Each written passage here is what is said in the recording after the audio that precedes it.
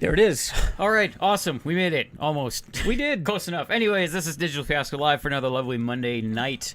Oh, who am I kidding? It's not lovely. It's fucking cold outside right now. It's not great. But we're here. We made it. My name's Dandr0id. And I'm Jack McBastard. And there was a countdown. It was just very, very few seconds. Yeah. Yes. Just countdown counts Yes. if it still counted something. This is true. Speaking of countdowns, we get this going. Yes. There. Boom. Ta-da. How you doing? Oh, I am It's rough outside. frozen to the fucking bone right now. Yeah. I spent 3 hours in transport. What? Before we go, like you mean 2 minutes ago? What do you want, discount? What? Thank Oh, yes, of course. Tron. We just had a reminder Yeah. from our I think aggressively unpaid intern. Tron's embarrassed to show off his subbing It's true. ability, so yeah, he subbed before the stream, so thanks again. Thanks, Tron. It helps keep that light on over We there. appreciate so. that. Yeah. We appreciate that. Cheers to you. Indeed. How many months in a row is that? 16 months in a row. Holy crap. That's why he has the carbon badge, right? That is true. Yes, he just wants to make sure that all of the things have actually gone off correctly this time. Yep. I had to make a bunch of new things for the stream. We have our new branding down here at the bottom that shows our PSU in the crawl. Oh, okay. And we have our Shinsi team member there in the crawl as well as our fancy new transition. Of course, yeah. Which is fancy and a transition. If you say otherwise, then, well, screw off. Well, the price was right. We'll just say that. But yeah, anyways, Yeah. yeah, I spent 3 hours on a bus today. Yeah. Not like all in a row, so it was like going to work and coming back from work. Yeah. But 3 hours out in this cold, in the shitty snow, walking through everything. I got a couple hours of shoveling ahead of me too. Yes, So yes, you do. it is ugly out there. There you go. So you got to deal with it too. Yep. But yeah, anyways, so I'm very cold and a little bit tired, but I'm here. I made it. Excellent. That's And important. I saved as much energy as I could for the show. Oh yeah. Well, it's funny. I have the exact opposite problem at the moment. You have too much energy? Well, I haven't been sleeping great lately. Okay. Right. So I was at the doctor the other day, and he's talking about stress and whatnot. He asked, do you have a lot of stress in your life? Who doesn't? Right. My baseline's a little out of whack. So, whoa. Looks like our Thanks, Streamlabs. Yeah, I think our Streamlabs bot is a little bit whacked. It was a little constipated, took some X-Lax, and just shit all over the chats. We're gonna have to fix that. One more thing. Let me put that back on the list of things to do. Anyway, so I've been taking some sleeping pills and trying to get my sleep back to a normal schedule.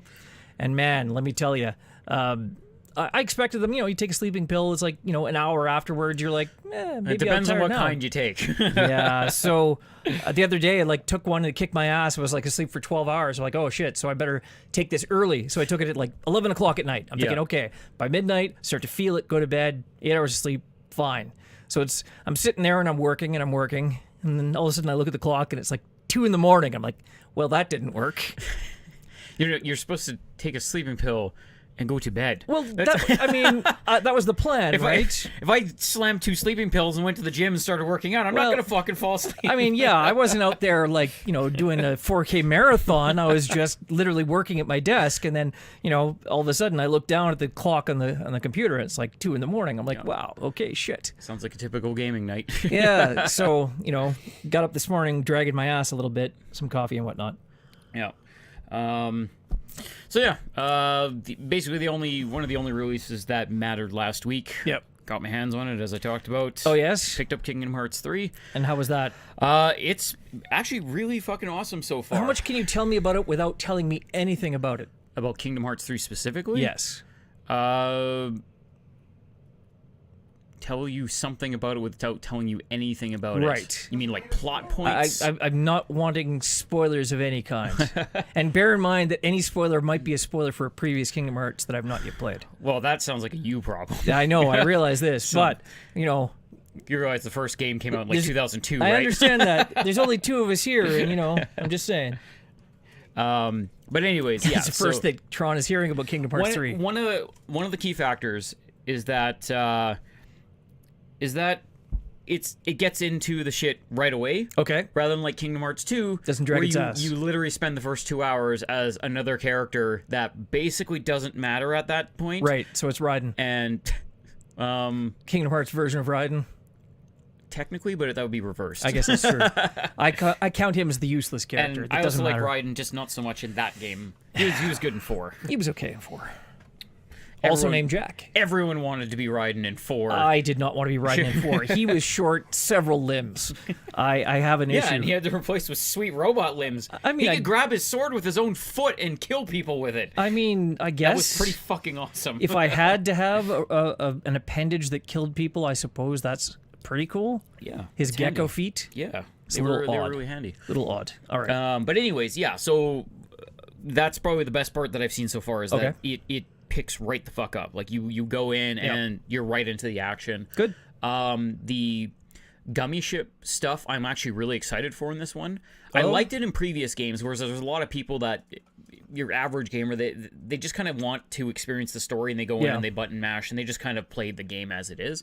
There's a lot of extra stuff to explore that way. I really like the gummy ship stuff because there's a lot to do in those sections. Yeah.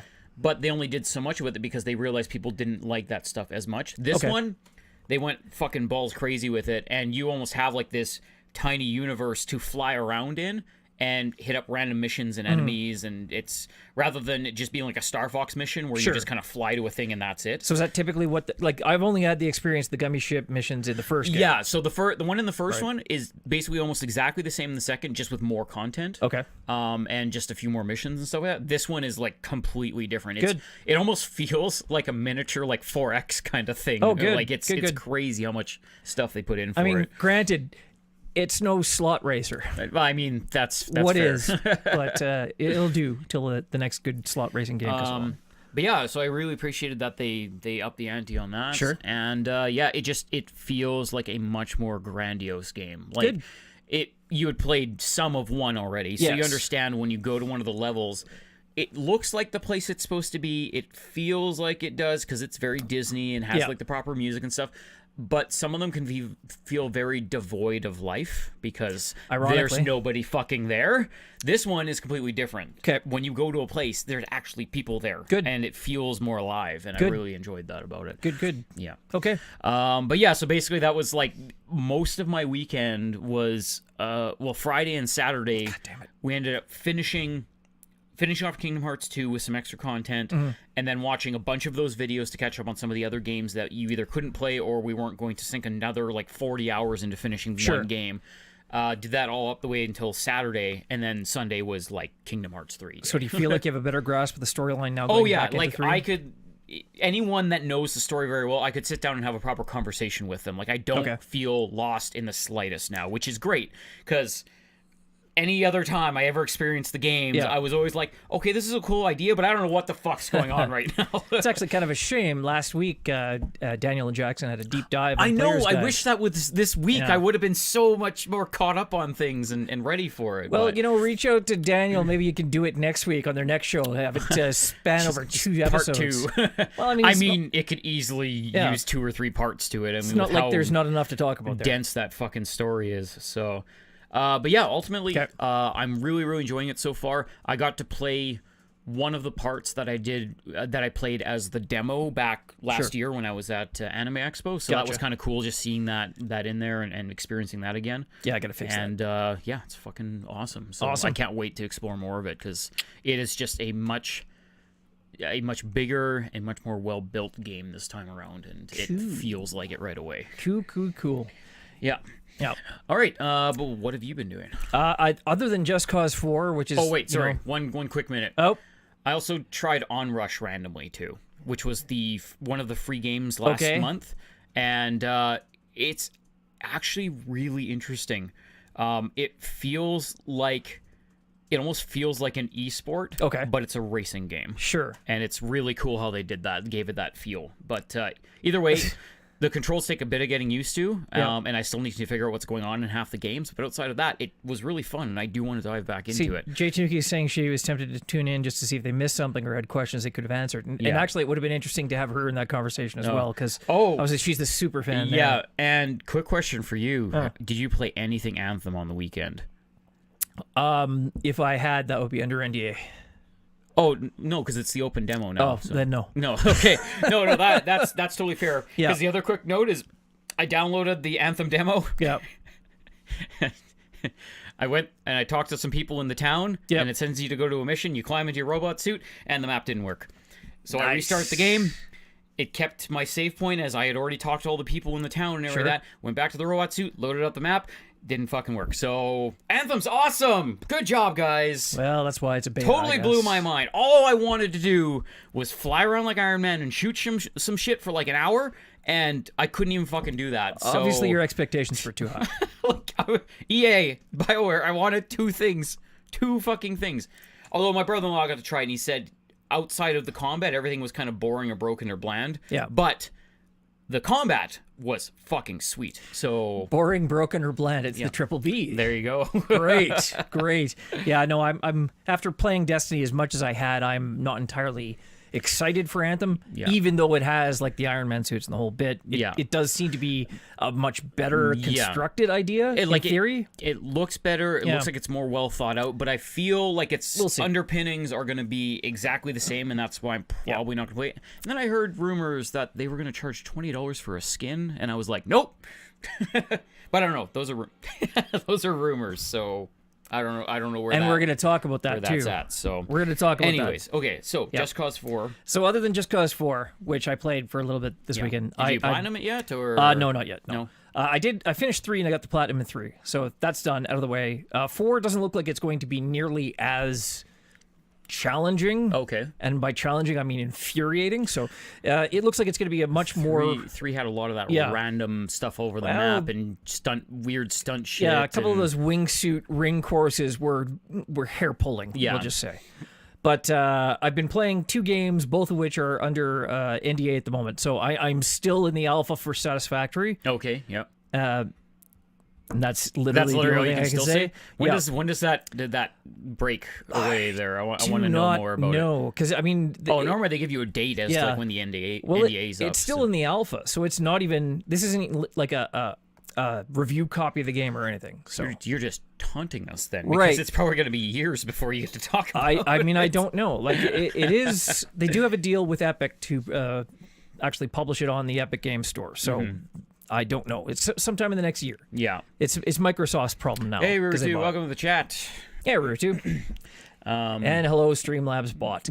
God damn it. Is there something Discount can do to... No, there's not. No? See, Okay. Unfortunately, that is the integrated Streamlabs bot in Slobs. Oh, okay. Gotcha. So I have to go and do some research on that. The timing is all messed up for some reason. All right. Yeah, anyway. just deal with Streamlabs there. Yes. It's fine. Yeah, Discount will try to solve it. Let's just not break the stream while we do, okay? I promise nothing. All right. Well, then don't touch it. If you promise nothing, then don't touch it. All right. So you're in another game, NDA? Yes. I am now playing this other game, which is a walking simulator kind of game. Okay. I can't say much about it. It's called Cornarium. It is a H.P. Lovecraft kind of adventure game style, make you insane. Like, there's a very limited amount that I can say about it. I was going to say, with it being a walking simulator, though, it's because it's more of a guided tour at that point. I feel like that would be a really good use for a Lovecraftian type story, because they can really fuck with how things are done and how you perceive stuff. And that may or may not be the case. All right. But that one, the embargo ends on the 11th. So I'll be doing a review for PSU.com, and you can go check that out. But not until were the later PSU guys talking about the Sunken City? Because that's another Lovecraftian one that I think is coming out or is out now. It's not out yet. No, I'm definitely looking at that one. Looked really interesting. Right. Yeah, and it's kind of it reminds me of like an H.P. Lovecraft twist on Shadow of Destiny, because it has kind of this weird looping doppelganger theme to it. It's weird. Yeah. But yeah, I'm really looks looking like it forward has to that one. some like solid like third-person shooter mechanics and all that kind of stuff. Yeah, I'm really into that style of game where it's like the original Silent Hill games, where it's half in your mind, you know, or like the original Dead Space games, back when Dead Space was still a thing. EA. Or what was Eternal Darkness? Eternal Darkness, because that was very much a Lovecraftian insanity-based thing. Yeah, back when Silicon Knights made good games. And didn't steal money, allegedly. Allegedly. Withdrawn. All right. So while we're on the topic, let's talk about what's coming up in the disc downloads and DLC for the week. Okay. What's our picks? Triple D. Actually, the top one on the list here, I had to check out a YouTube video of it just to see if it was actually what I thought it was. Is it? And there's a game coming out called Access Denied. It's a PS4, PS Vita cross-buy. It's a digital download. And this one looks really cool because I'm a huge fan of the games on Android and iOS called The Room, and I think they have 3 or 4 of them now. Sure. And you're basically going through rooms solving like puzzle boxes and like little quick and point puzzles and stuff like that. So what Access Denied is it's basically like a high-tech sci-fi version of that. So it presents you with this like puzzle cube comes up out of the floor, right? And all of a sudden you look at it and it's all neon colored and shit like that, and it just has switches and buttons and locks and stuff all over it. And you have to sit there and rotate it and use every ounce of your willpower to try to like break into the cube and steal these passwords from it. So it looks like if you like puzzle box simulators, I guess that one is totally for you, and it looks really awesome. Okay. And no Genius Free, not that The Room. It's no Tommy Wiseau over here. This one Can't actually do the accent. This one came out of nowhere, and I'm excited about it because I actually I did a preview for this game when I was writing for AYB Online. Okay. Like a couple years ago. So Okay. the fact that this one just showed up now, I'm like, oh, it's fucking coming out now. It's called Away: Journey to the Unexpected. Oh yeah, I did see that. Yeah. And this game, It looked familiar from somewhere. Discount or JTanuki, if you want to throw a trailer link in here, Away: Journey to the Unexpected trailer. Look for a more modern one because the game's been around for a while now, but the official release trailer, this game is so fucking unique. It looks amazing. Okay. It's basically a first-person shooter dungeon crawler kind of situation, but it has this weird mixture of fantasy and some random technology and sci-fi stuff in it. But I think I remember it reading almost that one. feels like a Dragon Quest game because all the characters are really like anime looking and they're really crazy and colorful. But all the characters in the game, even though everything's 3D in the world, all the characters look like Parappa the Rapper characters because they're like one-dimensional pieces of paper. So. I remember seeing that. I think I read your thing from ages ago. Yeah. So that was like a while ago. So the fact that this one's like, oh yeah, it comes out, I'm like, oh shit, yes, I got to play that. Because just watch the trailer, you'll be sold on it. It looks fucking amazing. Jay Tanuki says, if you're into puzzle box simulators, then this is probably for you, literally speaking to Jay Tanuki. So I guess that's her bag. And Tron's, of course, he's doing it. What's that baked bean, roll that beautiful bean footage. Bush's baked bean. Bush's baked beans. Roll I couldn't that think beautiful of it. bean footage. I knew it. It's got the fucking dog. Anyway. Yeah, another amazing one. If you've never experienced the Evoland games before, I have. Evoland Legendary Edition, digital and PS4. Okay. Fucking pick it up. Because if you like action RPGs, like action JRPGs, Do whatever I? in that realm, not only is it a solid game, it has an amazing mechanic to it where all I'm going to say is that you evolve in it Yep. through games. So it's fucking awesome. Go check that one out. Sure. And another really wild one on here. I wanted to get into the beta for this. Unfortunately, I missed out on it. It's called God Eater 3. Yes, indeed. And I don't know much about these games. All I know is that they're pure eye candy. So it plays almost like an action MMO kind of situation. I hear it's Monster Hunter-y. Yeah. So it's very much like that, but it's a like near future Neo Tokyo like fantasy sci-fi tech. Right. You have like the high school girls with the giant swords and you're slaying giant robotic beasts and everything, and it just looks fucking balls crazy. And no, Tron, it's not Evolve. No, not Evolve. That is a completely different game. It's not Evolve. It will never be Evolve. No one wants it to be Evolve.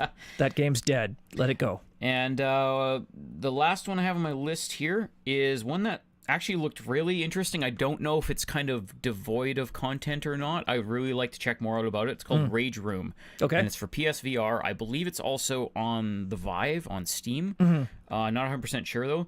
And basically what it is, do you remember that like little Java Flash game that was like Punch Buddy or whatever? Like it was like a little gray ball guy, and you could buy different weapons and different effects and stuff, and you basically just beat the crap out of this like little ball guy. Okay, and vaguely. he would drop money, and you would spend money to buy different weapons, and you would just do different stuff. Like you had like a boxing glove, and there was like a pistol and a flamethrower and stuff like that. Okay, and you just do different stuff to damage this little ball character.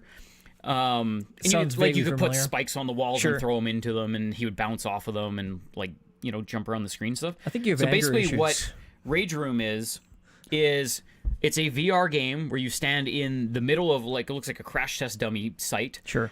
And they send crash test dummies at you, and you purchase a bunch of different weapons and effects and stuff like that to like beat the shit out of these things and throw them around and stuff like that. So That sounds more horrifying than, they're cathartic. I mean, they're crash dummies. So I guess that's menacing. If you had like a whole, that's like a Doctor Who episode hey, right you're, there. you're just defending yourself. Then it's all fair. Hundreds of crash test dummies. It's like Scud the Disposable Assassin. It's crazy. James Marine, I'm gonna have to get you to take it down a notch there. Okay. Yeah. You want to take 10 to 20% off there, Squirrely Janus. All right. It's anyways. kind of interesting. The one that I figured that you would have seized on, you didn't actually mention, was Riot, Civil Unrest, which it looks like kind of the same style as Sword and Sorcery, You know like what's those funny games. is I saw that one and I was like, I don't remember if this was one of the ones I had kind of eyed up. Like again, it's this has kinda neat been looking.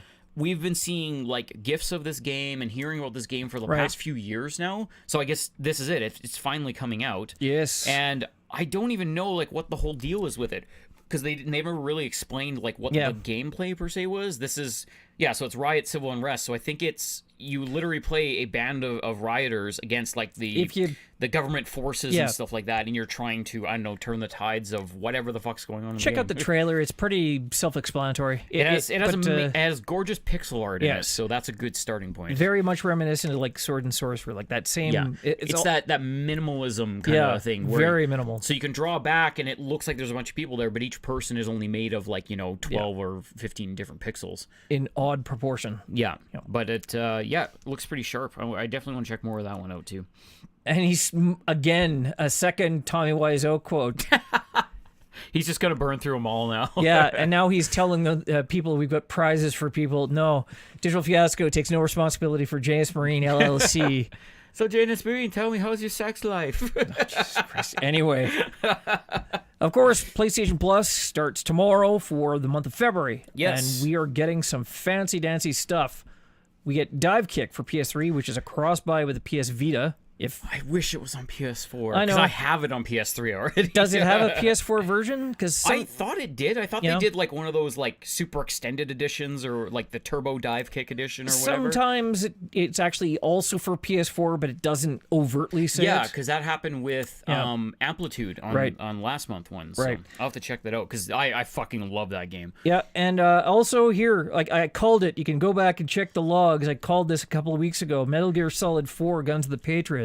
Last PS3 game you're gonna get. It's a good send off. Goddamn excellent game. Anyone who hasn't played Metal Gear Solid 4, if you have played the previous Metal Gear games, it's just a masterpiece. See, the amazing part too is you can really get into that series now because you can buy the different collections that have at least the first 3 games in them, and then you get 4 for free on PS3, and we got Metal Gear Solid 5 for free on PS4. So indeed, that's like a good chunk of the story right there. Yep. Also, you can get Gunhouse, which is cross-buy with PS4 and Vita, and Rogue Aces for PS Vita, which also cross-buys with PS4. So this is, of course, the very last month that we are getting PS Vita and PS3 games. Yep. Yeah. So they're going to be up until March the 8th. The PS3 and PS3 Vita games are going to be up till March the 8th. PS4 games will be available until March the 5th when the next monthly thing hits. So you get a couple extra days for the other ones. Have they said if they're switching or anything? Like, are we getting like No another plans. round of like PS4 games? Possibly. Okay. Something. Either that, or I would love to see. I'd love to see them maybe put in a little more money and maybe have an option of 3 games, but you can get 2 of them or something like that. Maybe. Or just put more money in and give bigger titles or something like that. Or more. I mean, or more. Really I mean, depends. more is always good. Yeah. I like that they always kind of have a spattering of indie games in there. So maybe even just a 3rd indie title or something like that. Another option really might be if they're trying to push the PSVR, it might be a PSVR offering as well. Yeah. A couple of those. I don't know if they're, they sold like, I think 2 million of them.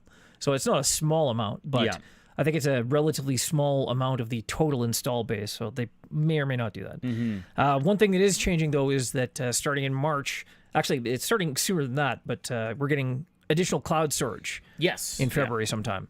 So that's going from 10 gigabytes to 100 gigabytes, which is good because my Detroit Become Human saves have not uploaded in, I don't even know how long, since I played the game, which was like last year. I was going to say, I don't think I've ever had a problem with the storage that I have online, but I would probably hit it at some point and be like, oh shit, I wish I had more online storage. After all of the various paths that I had to unlock playing that goddamn game, the last thing I want to do is start over from scratch.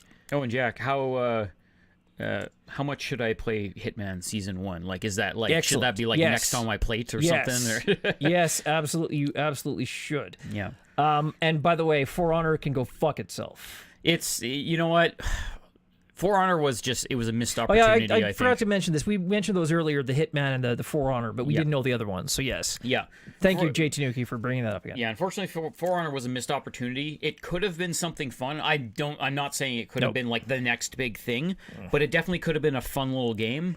Yep. But they just went in, sucked all the fun out of it, and just charged the fuck out of it now for DLC stuff. So it's not even worth it. Make Kill Destroy says For Honor can go fuck several of itself, which I'm not sure is technically possible. But yeah, I mean, going back to the original reveal of For Honor, I was not 100% sold, and just the more I saw of it, the less I was was more excited when it was first shown because they had a cool concept, and they had a lot of ideas, and they had a story mode, single player content. Fucking go figure. But no, they turned it into just a fucking sword swinging fest online, and then they put so much content in it, they said, oh, you'll never actually be able to unlock all the content in this game unless you pay us money. I'm not a big fan of Musou games in general. So this one, where it's like it's a pseudo Musou. It's pseudo Musou because you're not just hacking wave after wave of useless AI. It more or less when you get into those fights, though, like the unique ones where you're actually battling against someone else, or at least an AI that has the different stance and stuff, it's a good core mechanic. But outside of that, the rest of the game, it's like they built a demo of that. They're like, all right, build a game off that, and then they just shit out a game around it, and that was it. And now Main Kill Destroy is just embarrassing himself in the chat. I don't even know what the hell. Why? Oh, what's the matter with you? He's just been mental the last couple of weeks because of the cold and work and all that other stuff. I think he's been inhaling. And he's sick. I think he's been. He needs to work in a more well-ventilated environment. I think too much of that adhesive in the very closed-in environment. No. The adhesive doesn't have a bad smell. He's been eating it though, so that probably doesn't help. Smearing under his eyelids. And... That's a lie. I can wear it. Yep. All right, so let's get to the news and. This week, we don't have a lot of news. Yeah, I know. It's been fairly quiet right now. Yeah, we might be out of here quite early today. And we're done. No, I'm kidding. So good night, everybody. So the PS5, like everyone knows, I mean, if you're living in a cave, it's coming. And it's coming probably very soon. Now, the thing is that you've seen a bunch of postings for various... they've been starting to gear up. They have a technical, a network operations engineer for the backbone. Yep. They're revamping PSN. They are doing next generation data platforms. They have listing for software engineers, so they're gearing up for that. We had the the CPU leak for the PS5, and that was up on PSU. So all these things are lining up. It's happening very quickly. We don't have hardware specs yet because, of course, hardware doesn't exist. But dev kits are out there based on what they believe the specs are going to be. I mean, the dev kits have to be out there because they've got to be making games for this fucking thing. You don't hand a dev kit to the devs like 2 days before the fucking console comes out. Right. I mean, the dev kit is basically based on spec hardware and their SDKs. And it's like, go have fun. We'll give you some actual hardware eventually. So this week... something interesting happened. There was an official-looking invitation from by Sony to media outlets inviting them to a major event Wednesday, February the 20th at the PlayStation Theater in New York. And it's like the next generation of PlayStation hardware. And I saw this, and I'm like, that doesn't make any sense. Why the hell are they doing this now? They can't possibly be a year? Like 2019? Not having hardware finalized, and then they're doing this reveal? That seems... way out of whack, right? Yeah. So who knows? There's so much, subterfuge behind the scenes with a lot of that stuff. It's possible, but I doubt they would do like a manufacturing run and have hardware on the go already, and keep all that quiet. Too many things leak. Like Foxconn leaks like a fucking sieve. So it turns out that, and by the way, the dev kits themselves have only been in developers' hands for a short period of time. It wouldn't be enough for them to be able to reveal a hardware release this year. So it didn't take long for people to figure out that the emails were bogus. They were entirely wrong. It came from a Gmail account. Oh, okay. Because Sony likes Gmail. Yeah, apparently. So that's where all of my official Sony PlayStation mail comes from, Gmail accounts. So, they went and checked the PlayStation Theater that date and time, and the presentation on exploring the non-fungible blockchain ecosystem. That's code. That's code for something. Yeah, not presented by Sony. No. So, unless you were interested in non-fungible blockchain ecosystems, that day would not actually produce any results. So, it's too early. It's too early to tell. There's a lot of people clamoring for it. It's just a year off. Yeah. A year from today, I would believe it. Today, not so much. Do you think they're going to show off stuff like late this year? I wouldn't. To release next year? If I were Sony, the last thing is the same thing with Microsoft, right? When it had its Xbox One X, they didn't want to show too much of it until they were ready to put it on the shelf. The reason being that if you show PS5 now, PS4 sales this Christmas are going to just fall off a cliff. There's no point, right? They want to have a good, successful last year, drop the price another $50, pump out a bunch of high-end titles like Days Gone and Goats of Sashimi. Like we have a bunch of third-party titles and first-party titles the rest of this year, and then after like The Last of Us, like nothing. It's like a big black void. And of course, they're not going to E3, so nothing's going to be announced for the rest of this year. Yeah. And it's going to be this time next year, they're going to have like a February thing or a March thing like they did way back in 2013. That's what I figure. But yeah, you don't want to sabotage your own sales in the Christmas season. Because, there's some less savvy people who are not early adopters still buying PS4s. Because there's still a shitload of software out for it, right? Yeah, it's like, especially now with the amazing like catalog of games the PS4 has now. Right. Unlike with the last gen, with like the 360 and the PS3, when you upgrade to a PS4, there was still a bit of that jump where it was like, oh, this is more playable, it looks better, you're getting better frames, like you're just getting better titles in general and stuff like that. Whereas now, I think when you're going to jump from that PS4 to that PS5, I think there's going to be like that smaller kind of jump as we've seen in previous generations. Every time it's a smaller and smaller jump. I think to this point, people are still going to buy PS4s when the PS5's out, even for a couple years, because the PS4 is still going to be a solid fucking system. Yeah, I mean, there'll be more pros than normal ones probably, but still, I think we're getting to that realm of now, just with the Xbox One and the One X and stuff like that, you have that crossover there. And then whenever they release their next system or whatever, it kind of muddies the waters almost, and it's going to be interesting to see kind of where that lands and what the system actually ends up being. If it is going to be like a truly next gen, or if it's it's going to be really awesome, but it is going to be that smaller jump, and then it's going to be like, well, you can have either one, but this is just the better one to get if you can afford it. Yeah, there's definitely going to be an overlap, and I mean, there was that from the PS1 to the PS2, PS2 to PS3, same thing, right? Yeah. There's usually a 2-year overlap where you have some that are published on both systems, or, you still have people developing for the old one before making the leap to the new, just because, they have the developer kit, they don't want to move up to the next one, they want to wait for that install base, they can get a proper audience there. Yeah.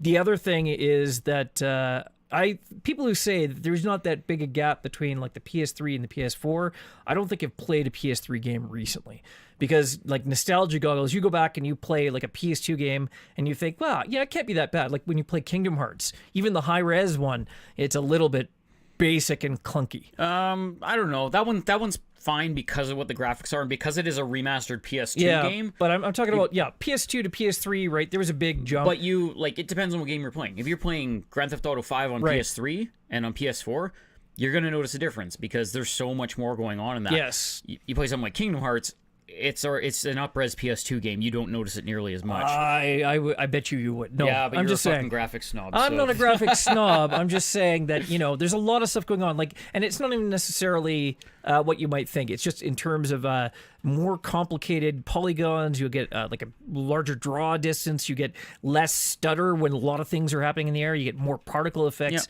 like all kinds of stuff that add atmosphere to an already pretty game. So I think that the PS5 will be another. It might not be like the huge wow moment like the PS1. Well, and that's the thing is it's already been proven by the masses. Yeah. Like it's less and less of a leap each time. Because I mean, you. I think the people are just getting jaded. That's all. No, I'm not a graphics snob. Go fuck yourself. That's literally what it comes down to. Because I mean, like it's when that PS5 comes out, when the next Xbox comes out, and all that kind of stuff. They're both. You're gonna look at a PS4 Pro and you're gonna look at a PS5 and you're gonna be running the same game. And if you're running them next to each other, yeah, you're gonna notice a difference. But it's not gonna be nearly as much as. Like especially if you look at a PS2 game next to a PS3 game, oh my god, it's like night and fucking day. Honestly, I do see that same leap between the PS3 and PS4. To be frank, like especially when you look at the beginning PS3 games. I think it honestly depends on what game you're looking at. Yeah. Well, look at a game like God of War 3. Looking at God of War 3, yeah, but if you compare God of War 3 to what like the new God of War looks like, it's night and day. Right, it is significantly. To be fair, different. they're different games, though. Well, yes, but I mean, just in terms of graphic One is an fidelity. open world. All right, we're getting hung up on this. And Discount says that Jack called me a peasant once because he had a PS4 before me. No, I called you a peasant because you live in a straw hut and farm pigs. No, you called me a peasant because we were playing. All right.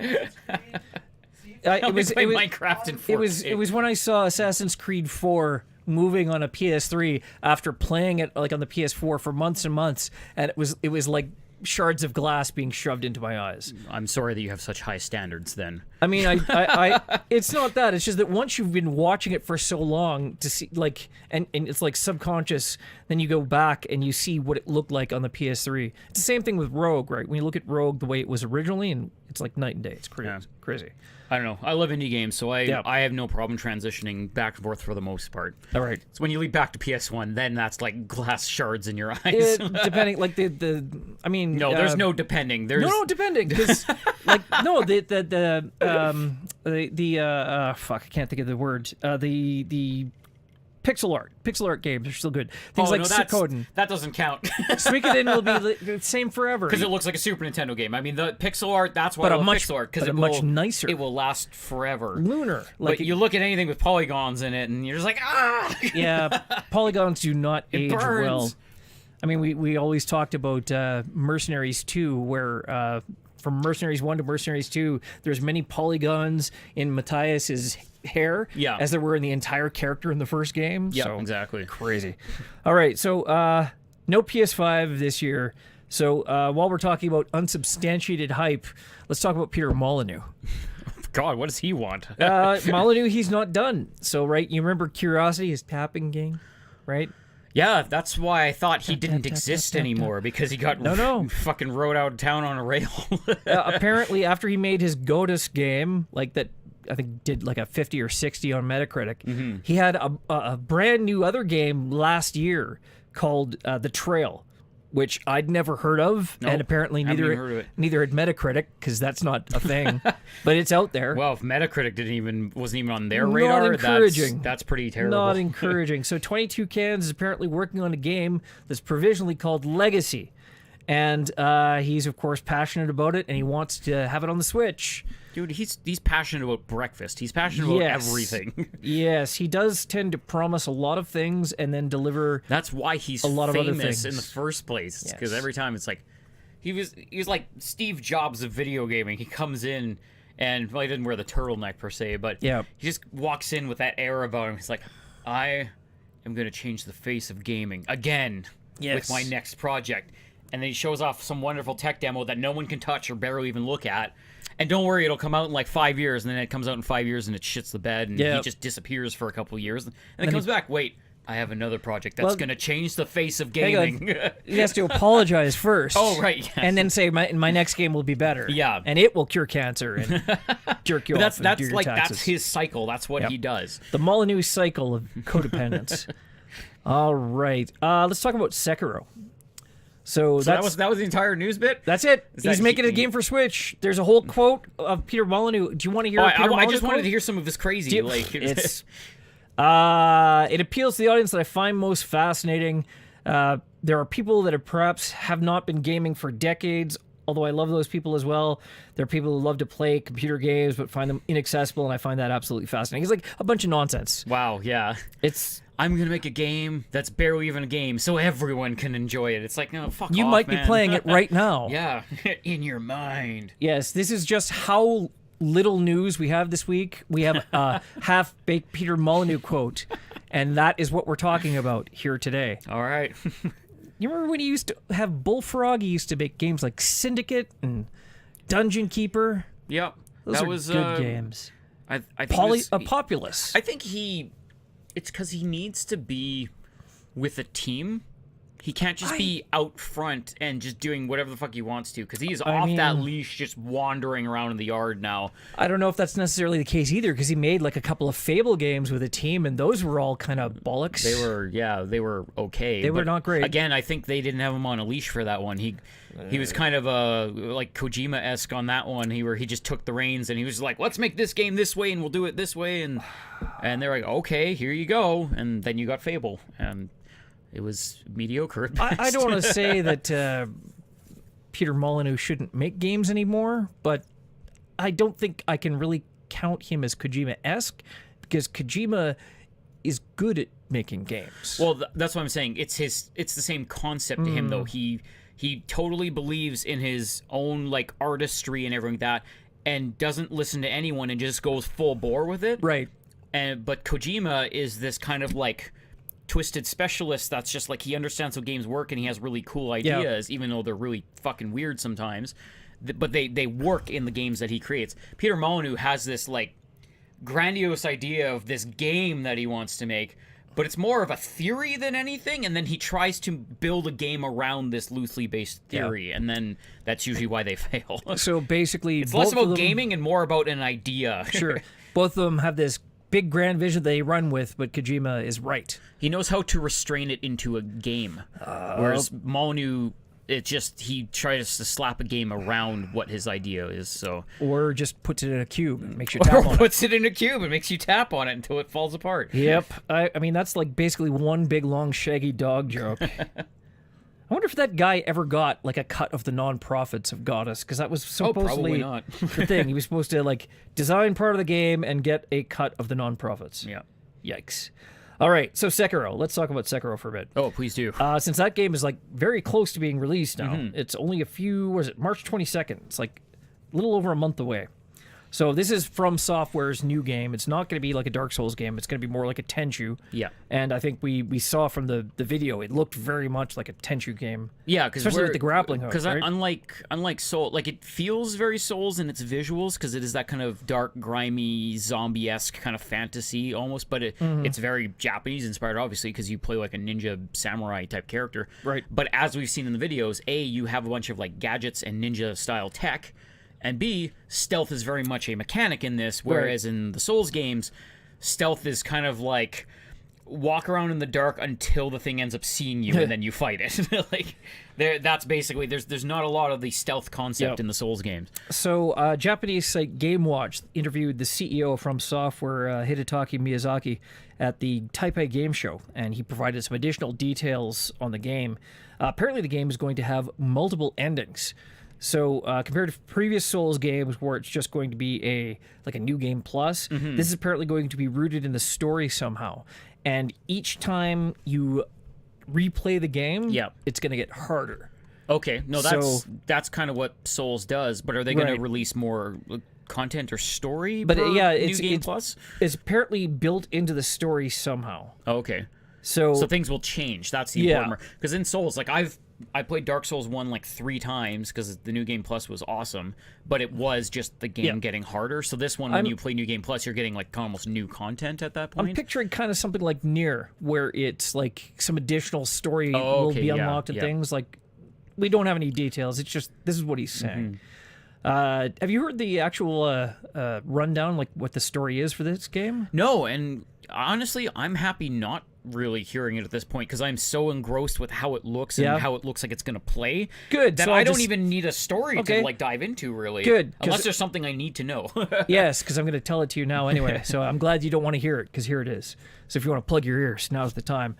In Sekiro, Shadows Die Twice, you are the one-armed wolf, a disgraced and disfigured warrior rescued from the brink of death. Bound to protect a young lord who is the descendant of an ancient bloodline, you become the target of many vicious enemies, including the dangerous Ashina clan. When the young lord is captured, nothing will stop you on a perilous quest to regain your honor, not even death itself. Explore late 1500s Sengoku Japan, a brutal period of constant life and death conflicts as you come face to face with larger-than-life foes in a dark and twisted world. Unleash an arsenal of deadly prosthetic tools and powerful ninja abilities while you blend stealth, vertical traversal, and visceral head-to-head combat in a bloody confrontation. I think that might be a joke because you're like cutting people's heads off. I mean, honestly, the short of that, totally so. Like You're a one-armed ninja with an ancient Japanese robotic arm that like shoots and does cool shit, and you're facing a ninja clan and giant monsters. Like, if you told me that, like that was a steal this idea, I'd be like, yeah, I'm done. I'm on board. I'll fucking play it. Sword Robot Arm Stealth is the sequel to Gun Bike. Speed Power Gun Bike. Speed Power Gun Bike. That's what it is. I still haven't got that right. I have to point out Jay Tuki's comment. There's just every time you mention Peter Molyneux, my brain immediately thinks of Peter Mayhew, who's Chewbacca. Gets really confused. Well, let me put it this way. He could probably make a better game than Peter Molyneux at this point. At this point, I'd like to see a game made by Peter Mayhew just so we can put them together. Because I probably wouldn't like it any less. Who's the developer of this game? Chewbacca? Like, yeah. Like the living carpet? Yes. Well, I mean, he's not actually playing the role anymore because he's old. So maybe he should get into game design. I swear, he could bash something out, you know? Something about, I don't know, like... Chewbacca. Like lint brushing. Or something. Lint brush simulator. Yes. Wookiee lint brush. Oh, you have a look at Wookiee care simulator, like the My Little Pony thing where you're going to brush them. Get different color bows and things. Tuck them into bed in the Millennium Falcon. What the hell is an aluminum falcon? This is like Star Wars blanket. Hey, Discount. Can I trouble you for some additional refreshment here? We have our... You don't want it? Yes, please. Yeah, so that's Sekiro. Like, I'm so fucking ready for it because again, like we've talked about it, like Tenchu, that was one of my favorite series back in the day. It's a big favorite of ours. Unfortunately, it kind of died off in the PS2 era. Wait, is there beer there? I don't think so. Oh, no, that's fine. I think it's just water. Just water is good. I still have to talk coherently. Yeah, so March 22nd? March 22nd. Nice. Yeah. So we actually have a date on that one as opposed to Goats to Sashimi. Yeah, I know, but that one was still kind of out there. Yeah. This one is they're in the stream now. Like they're showing shit off. They're talking about it. It's ready. I'm kind of wondering if Goats to Sashimi will be a cross-platform or cross-generational game. It'll come out when the 5 is out. You know what I think it's going to be? I think we're going to get it in like November this year. But then they're gonna have like a remaster of it for PS5 when it comes out. Yeah, maybe. Like I think in this year, like games that even came out last year and this year and then especially next year, we're gonna see a lot of those like quick up-res remasters for the next console. Yeah. Just to kind of breathe some new life into them so people either go back and buy them or buy them again. Because, I mean, you've done that many times, too. Like, some games that you even played a year ago. All of a sudden, you're buying a remaster of it and everything because it has everything on one disc or that kind of thing. Like, things like The Last of Us, I purchased again because it ran at 60 frames a second. Yeah. And it looked amazing. But typically not. I mean, GTA 5 I did. But, yeah. But yeah, I could easily see that happening. Anthem demo, apparently for Maim Kill Destroy, everything worked perfectly for him. He played the PC version. Oh, okay. I played the PS4 one, and the I guess now there's more people in the chat and stuff like that. I'll go over it quickly again. Download the Anthem demo this weekend, and basically jumped in. The frame rate was flaming garbage in the town because you start out in like the town marketplace, so you can talk to some people. So the frame rate was crap, but and this is a demo, so whatever. The frame rate wasn't very good. The town was just kind of whatever. It's set dressing. It doesn't really do much. You talk to some people. Most of the voice acting was extremely cringy and terrible. Mm-hmm. The writing seemed terrible. And then I finally got to the point where I wanted to do what I downloaded for, and that was fly around and shoot stuff like Iron Man. got into my suit, it went to the map to launch the mission, and it wouldn't launch the fucking mission. So I was like, okay, I'll restart the game and try again. Restart the game, went back in, did the same thing. Wouldn't launch on the mission. So I was just like, okay, there's other people I haven't talked to, so maybe it'll trigger something. Memkill is being went and talked. facetious. And came back, still didn't fucking work. So I was like, all right, that's it, delete. Apparently it didn't work very well for him either. So. Well, no, but that's what I was telling you. At least he got to have a mission. He got to run around and shoot shit. Yay. So he got to experience what the fucking game was made for. Okay. All right. Yeah, so there's that. And yeah, and with laggy and glitchy. But I mean, that was the same thing the weekend prior, I think, when they had the closed beta. A lot of them. A lot of people were reporting, they couldn't log in, or it was laggy as shit, or, stuff was crashing left, right, and center. So pre-order? No. No pre-order. Yeah. No.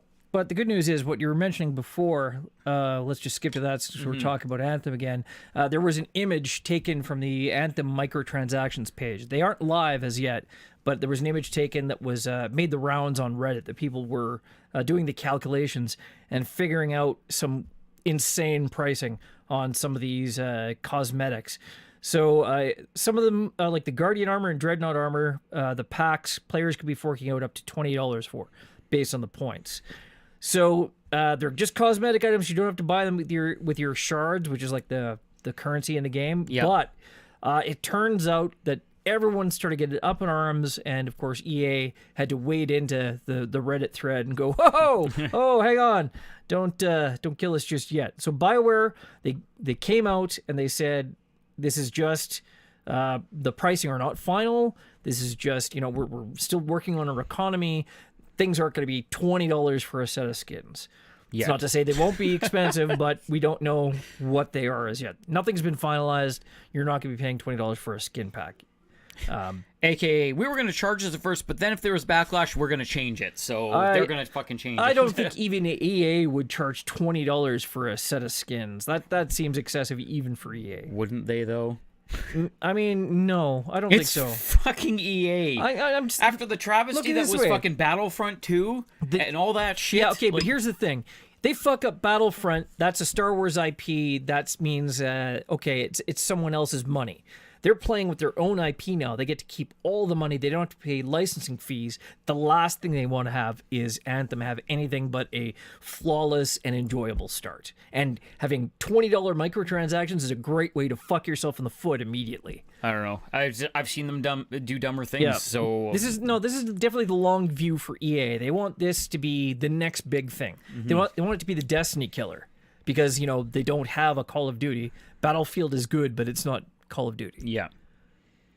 I mean, Maimkill, you can buy one if you want. I'm sure they'll take your transaction. I don't know what you're going to get for that. $100 horse transaction. Yikes. All right. So he says, we're iterating on our economy design and balance almost daily, so you're seeing a snapshot of one iteration. It's why we tend not to discuss things like pricing, because it's one of those iterative things that's sure to change frequently right up until the day you play the game, and probably beyond that. So it's coming out February the 22nd, and apparently he says that everything in the game, Anthem skins and other items, all can be earned with in-game money. Yeah. So you do not have to buy things with microtransactions. Right, but it's going to be horrendous grind again. I mean, it can't be any worse than Destiny, which is pretty bad, but... Again, the other thing going is, back to their other big one, Battlefront. It was the same. Yeah.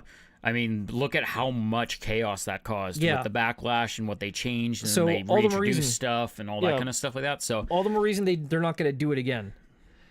By the way, they also say that you can't use microtransactions to purchase crafting items or whatnot. So there's no pay-to-win things like that. So that's good. there you go. 1 point to EA. Yay! Well, they learn from their mistakes. They do. Hey, the one thing that EA cares about is money, right? And if they can't sell it, they can't make money. Right? Yeah, they're finding that fine tipping point of like, what's the most money we can squeeze out of people without the riot happening on the other side of it. So. Well, that's the same as any business. I mean, we like to give EA shit, but every business is all about that. Anyway, speaking of which, let's talk about Epic and Epic Games. We all heard last week that THQ Nordic, they made this big announcement that Metro Exodus is going to be exclusive on the PC Yeah. to the Epic Games platform for a period of 1 year. So apparently Metro creator Dmitry Glukhovsky, the guy who actually wrote the novels, he was questioning that move. He posted on Instagram a picture of like the Metro train from the Exodus trailer. Yeah. And he says that apparently the Steam was not enough for our Steam train, he said. might lose something in translation, but basically he's saying, I guess, not going to be on Steam. Yeah. So when someone says, are you aware, you're killing your own franchise by making this deal with Epic, he's like, no, I'm standing by and watching it being killed. So, I mean, that seems... It seems harsh, and I don't understand why he's the one that people are taking to task for, because it's not him. It's like THQ. Yeah, exactly. And honestly, I don't know what the big deal is.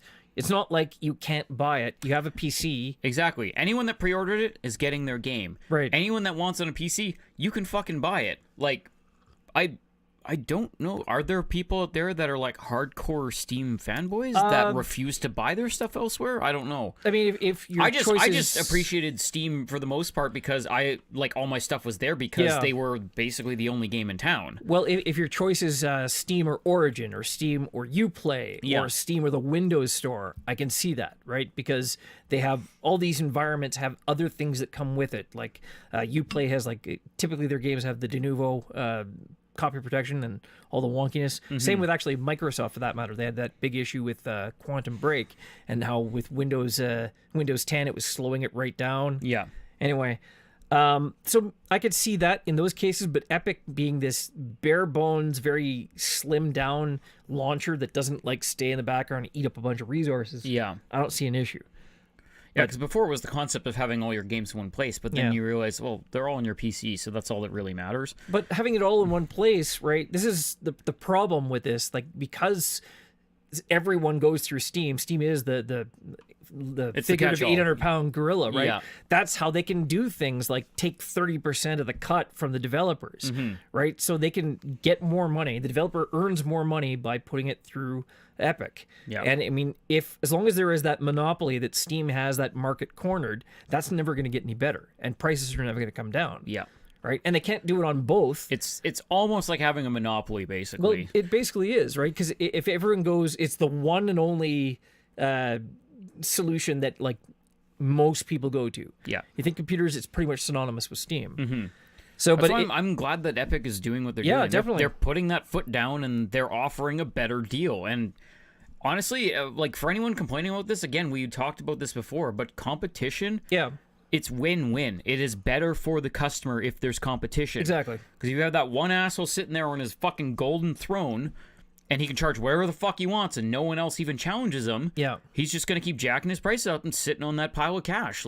That's what Steam's been doing. What else have they been doing? Oh, they sell games. Well, they haven't made Half-Life 3 or anything with a 3 Anything. That's the thing. You know what? Fuck Half-Life 3. Don't even fucking worry about it. Yeah. But make some fucking games. That's what they used to do. They made... what was that? They made something recently, didn't they? Oh, must have been good if you can remember it that well.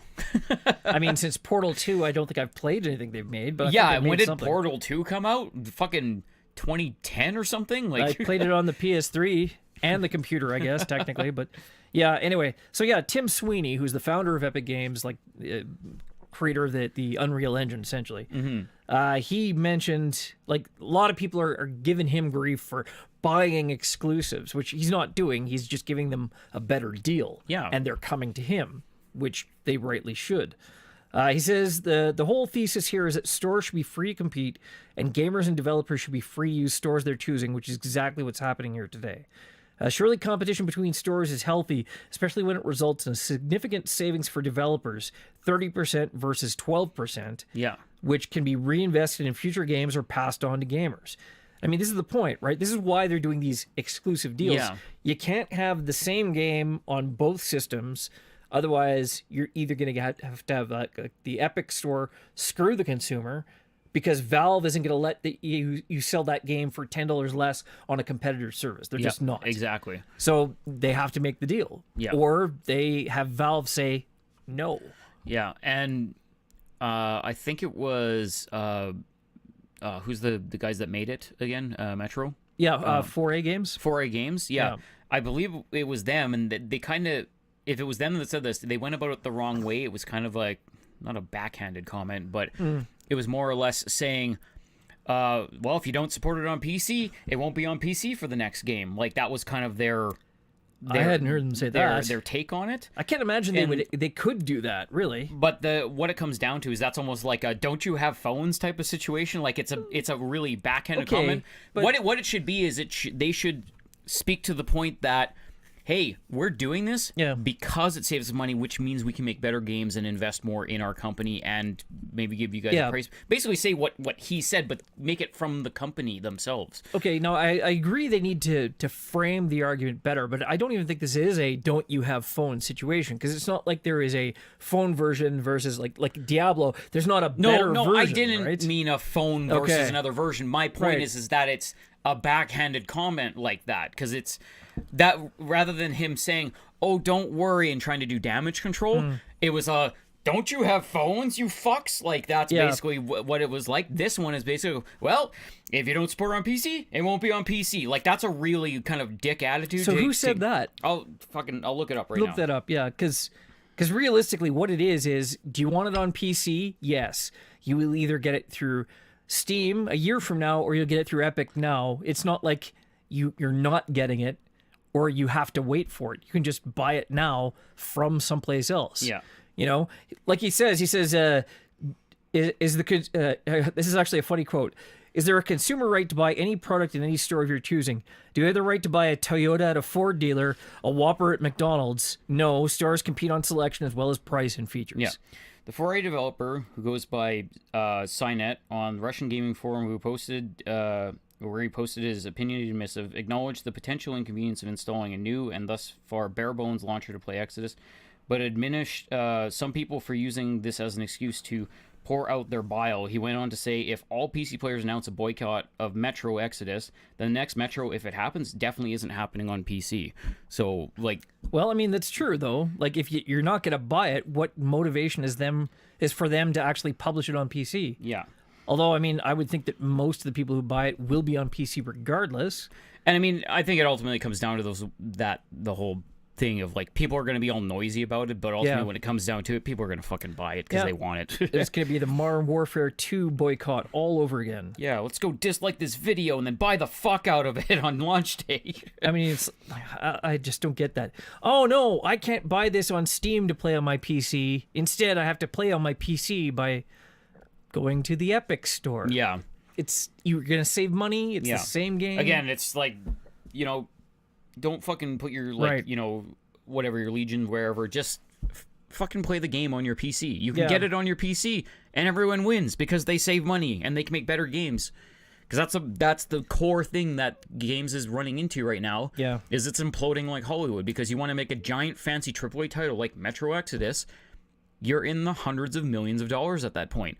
So if they can go in and cut 15% out of their fucking budget for putting it on this other launcher, they're going to fucking do it, because that's a lot of goddamn money. Yeah, I mean, especially when you're talking about millions and millions of copies of the game. Exactly. That's a huge win for them. I'm honestly surprised that anyone is still publishing on Steam at this point. Once this happens. I mean, I think it's a slippery slope. I mean, once this happens, it's opening that door wide open. Like, we're going to see Steam start hemorrhaging in the next year or so. No, you're going to see Steam. You're going to see Steam drop its price before that happens. You're going to see them match that price. They're going to try to do damage control, but it's going to be hard to plug those holes at this point. Yeah.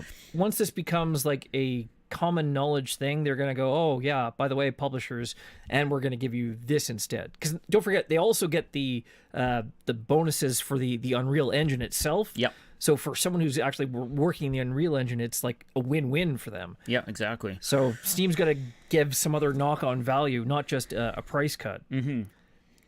All right, so let's talk about EA. EA is getting ready to drown Respawn in the tub. Not to put too fine a point on it.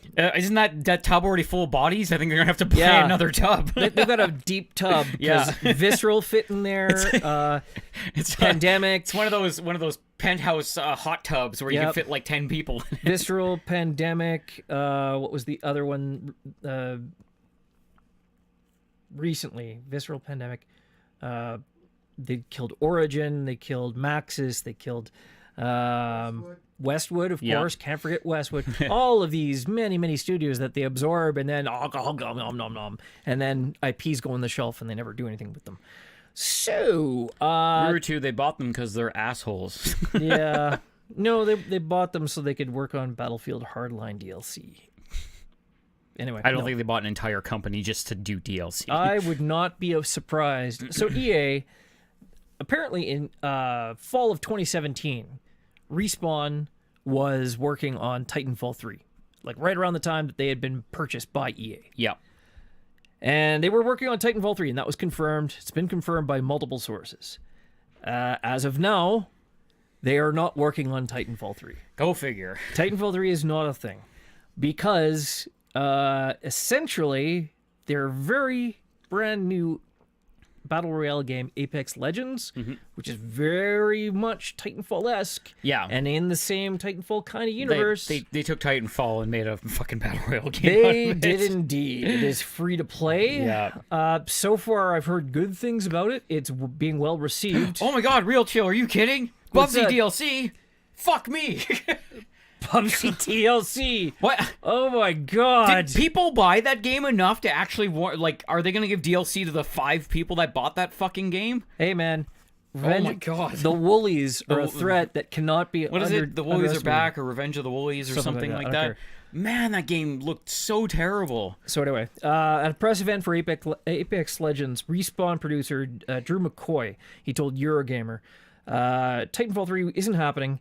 The world thinks we're making Titanfall 3, and we're not. This is what we're making. We're locked in EA's basement. Send help. Right. To try and convince a skeptical audience for months with trailers and hands-on articles, we're just like, let the game speak for itself. It's the most powerful antidote to potential problems. We're doing a free-to-play game with essentially loot boxes after we were bought by EA, and it's not Titanfall 3. It's the perfect recipe for a marketing plan to go awry, so why have that? Let's just ship the game and let players play.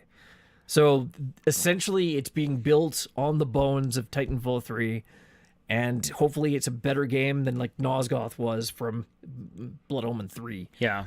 Yikes. And from some of the early stuff, yeah, a lot of people were saying Apex Legends is quite good. Apparently it is. And they're quietly sobbing to themselves, saying like, wow, I really wish this would have been Titanfall 3, because I mean, because they're like, it could have been so good, Yeah. but here you go. Here's your free-to-play bullshit game that's going to die in 6 months. They have the asset. Oh, who knows? I mean, if it's this good and people are enjoying it, it might do well. It's probably going to be better than like Radical Heights or whatnot. So Radical Heights didn't even make it out beta though, so that's different. But yeah, with this one, it's just sad because people are going to be hyped. Radical Heights made it out. It was out for a month before they canceled it and the company folded. It was out for 1 month. I saw a Let's Play of someone playing the build of it, yeah. and it was not fucking done. It was not even close yeah, to it was done. what is it? Was it Bosky Studios? No, what was his? It was Boss Keys. Was it Boss Key? Yeah, it was okay. They were out for a month and they folded because it was Radical Heights was their battle royale version of Lawbreakers. It literally looked like Fortnite. No, I mean that's just it, right? They had to make it like Fortnite because Fortnite was killing them. Yeah. All right. Speaking of getting killed, Crackdown 3. We've been waiting for that one for the entire lifespan of this generation. Well, I'm kind of in and out on it, like, because I don't have an Xbox and my PC probably won't be upgraded to play that. But I know you've been following it for years now. Well, let's just say I've been waiting for it. I haven't been anticipating it for a couple of years yet now, but I've been waiting for it. Microsoft, they're coming into the game's release. It's out like literally 2 weeks from now. It's out the 15th. It's out like 10 days from now. Oh, where's all the fanfare? Well, yeah, I think it's getting the appropriate amount of fanfare. Apparently, it is a 15-hour game. That is the campaign. That's it? That is it. I mean, they'll have all kinds of co-op and multiplayer stuff. Oh, of course. But no, again, I'm a single player guy. Yeah. Like when I see stuff like that, especially a game that's been worked on for fucking 5 years. 5 years, 6 years, whatever. 2013. Yeah, so 6 years, yeah, I guess. That Or long, almost. and a game that used to pride itself on single player campaign, And now it just spins around. They're like, oh, it has single player, but oh, look at all this awesome co-op and multiplayer shit. Well, 15 hours is longer than the previous games, but after 5 or 6 years, like, I expected a bit more than that. Yeah, no fucking kidding. Yeah, real chill. I mean, from what we've seen so far, yeah, it basically looks like a discount Saints Row. Yeah, which is unfortunate because I like Saints Row. It's fine, but you're not in there for 15 hours. Like, as a good long single player campaign. Yeah, that's kind of what I was expecting. Right? Like, there's and a lot of DLC usually. Yeah, like there's a lot of shit in those games. Like, you're playing that for at least 20, 25 hours. So it says, if you want to play by yourself or with a close friend, if you just want to have a relaxing story experience, great. We have this really cool 15-hour plus campaign. So that's 15 hours if you're taking your time, he says. If you're in a mood to bash in people's teeth, be super competitive, we have that mode for you as well. You don't need to actually bash anyone's teeth, but you know what I mean. That's the reason we have the campaign. We want to make sure that when millions of people jump into the game in Game Pass and they think, well, how do I want to play Crackdown? I'm not really a multiplayer person. Does it have something I can play by myself? Yes, we do. Hopefully, they'll fall in love with Crackdown that way and other ways as well. I mean, yikes. I understand that Game just Pass. sounds lackluster even in its does. delivery. It's just like, this game's coming out. It basically does everything that the past ones did. It doesn't do anything special, but we really hope you like it. Like, and that's basically what that boils down to. The funny thing is that's coming from the creative director and writer of the game. Wow. So he that's not a real great sell, all things considered. Yeah, basically. So yeah, it's supposed to be longer than previous games, but that's like 5 years. I expected more than 15 hours. So, like, this is not going to be like a God of War style of game. No, of course not. Anyway, the embargo ends on the 11th, so we'll hear about it long before people get it free in their Game Pass. Anyway, that too is that's hilarious to me. It's just like, how they must. I guess they make enough money off their Game Pass. Game Pass is a good service because you're handing away. I guess a AAA title. I would imagine that's a AAA title. You get like Sea of Thieves. You get Crackdown 3. You'll get that other one. You get State of Decay. I mean, there's a lot of good stuff in there. So the Game Pass is a great deal. Oh, I'm not saying it's not a great deal. What I'm saying is it's just odd to see something like that on the Game Pass. Like Sea of Thieves, that one makes sense. That is pure multiplayer.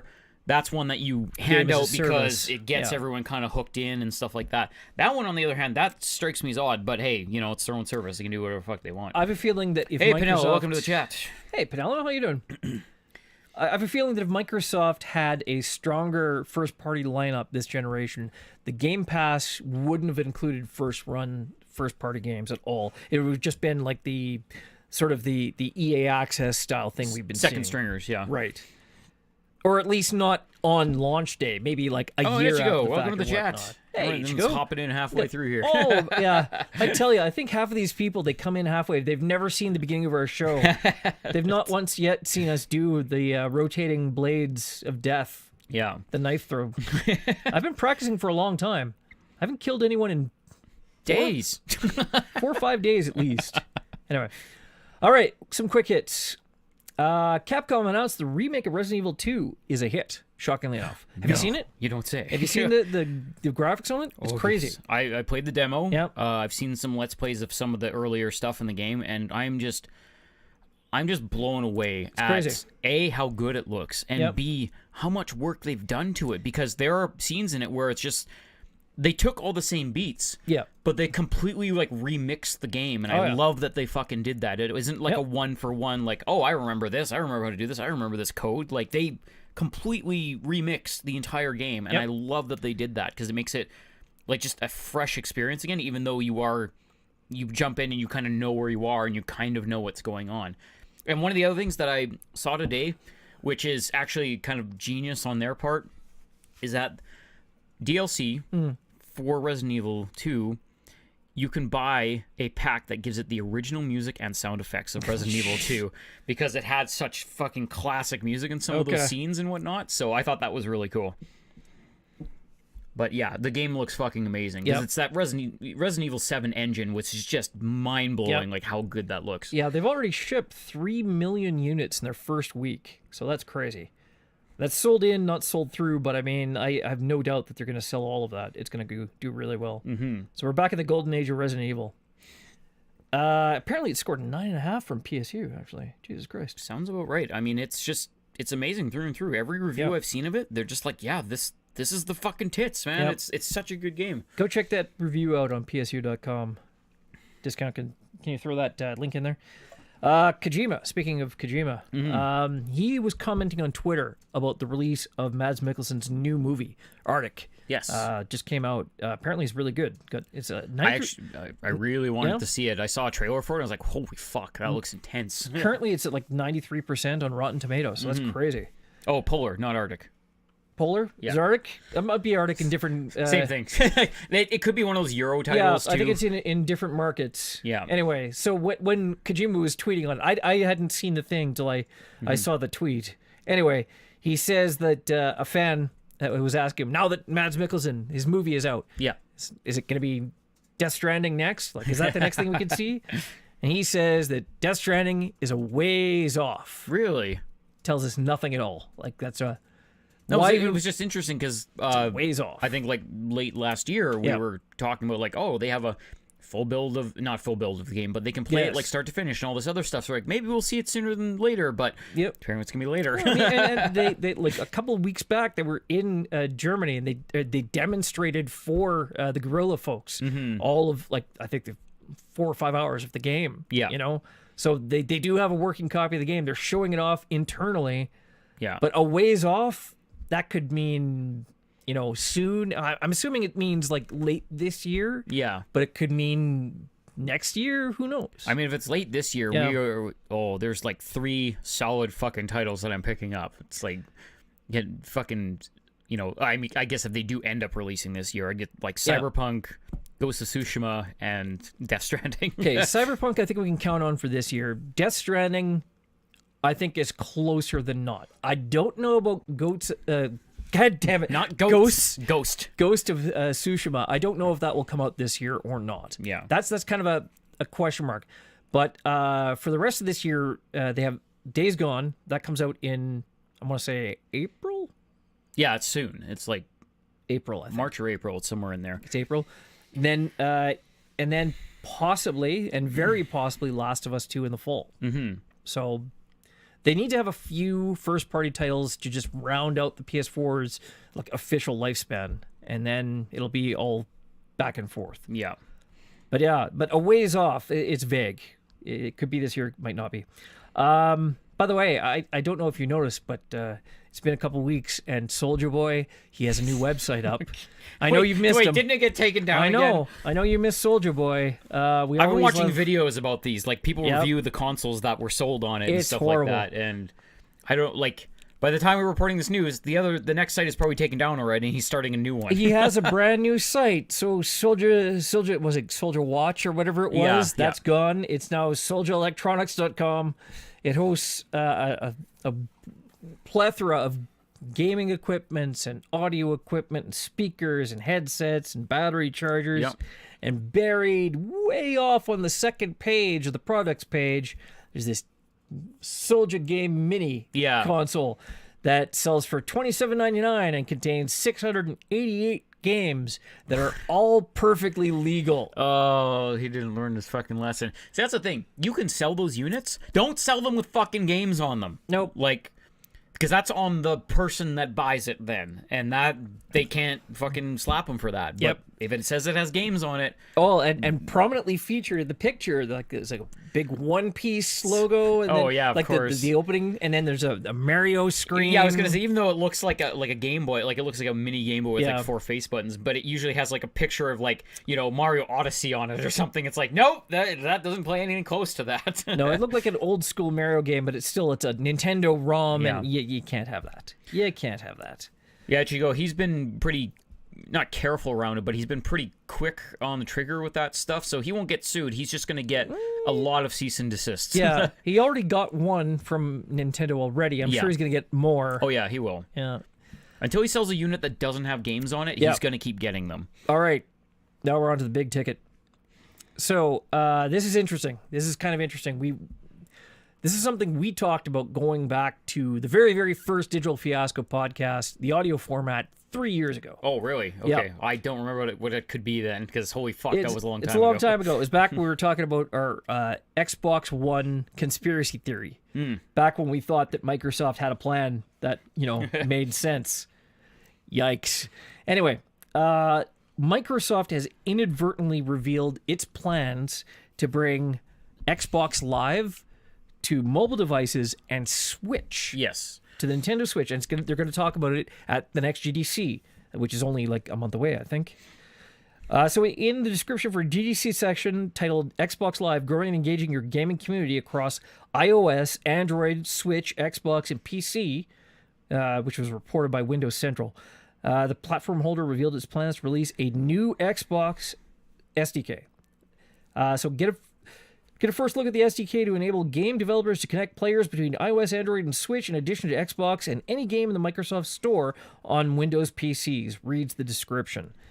So this is not just an Xbox Live login. This is not just like, authentication. Hey, Gagosh. Welcome to the chat. Hey, Gagosh. This is actual Xbox Live integration into other platforms. Like, I just caught this basically before I came here. Yeah. So what's the fucking rub here? Is it like, are they giving them an SDK to make a game that can bridge across all of these platforms? Potentially. So Microsoft will officially sell games on a Nintendo Switch. Well, let me put it this way. You remember how shitty Nintendo's online chat functionality and audio... How could I forget? Yeah. It was like the biggest joke out of like any kind of online type of peripherals you could ever use. So how much better would it be if you literally just dragged and dropped Xbox Live functionality to it? I mean, that's true. And Microsoft just, gets sub-licensed out the authentication servers. They get like the Azure servers to do actual multiplayer matchmaking or chat functionality or everything. If Nintendo got in bed with Microsoft that closely, that's a big thing. Yeah, absolutely. And in two ways, not just that's a big win for Microsoft. I think this is now the first movement, like going way back to 2015, Microsoft has been trying to get out of the hardware business entirely. They sold a lot of their hardware functionality. They sold what was it? Their server and tools division, $20 billion. So they want to transition to a device and services industry. They want to get out of hardware and maybe create, and this is like the big conspiracy theory, like the 3DO.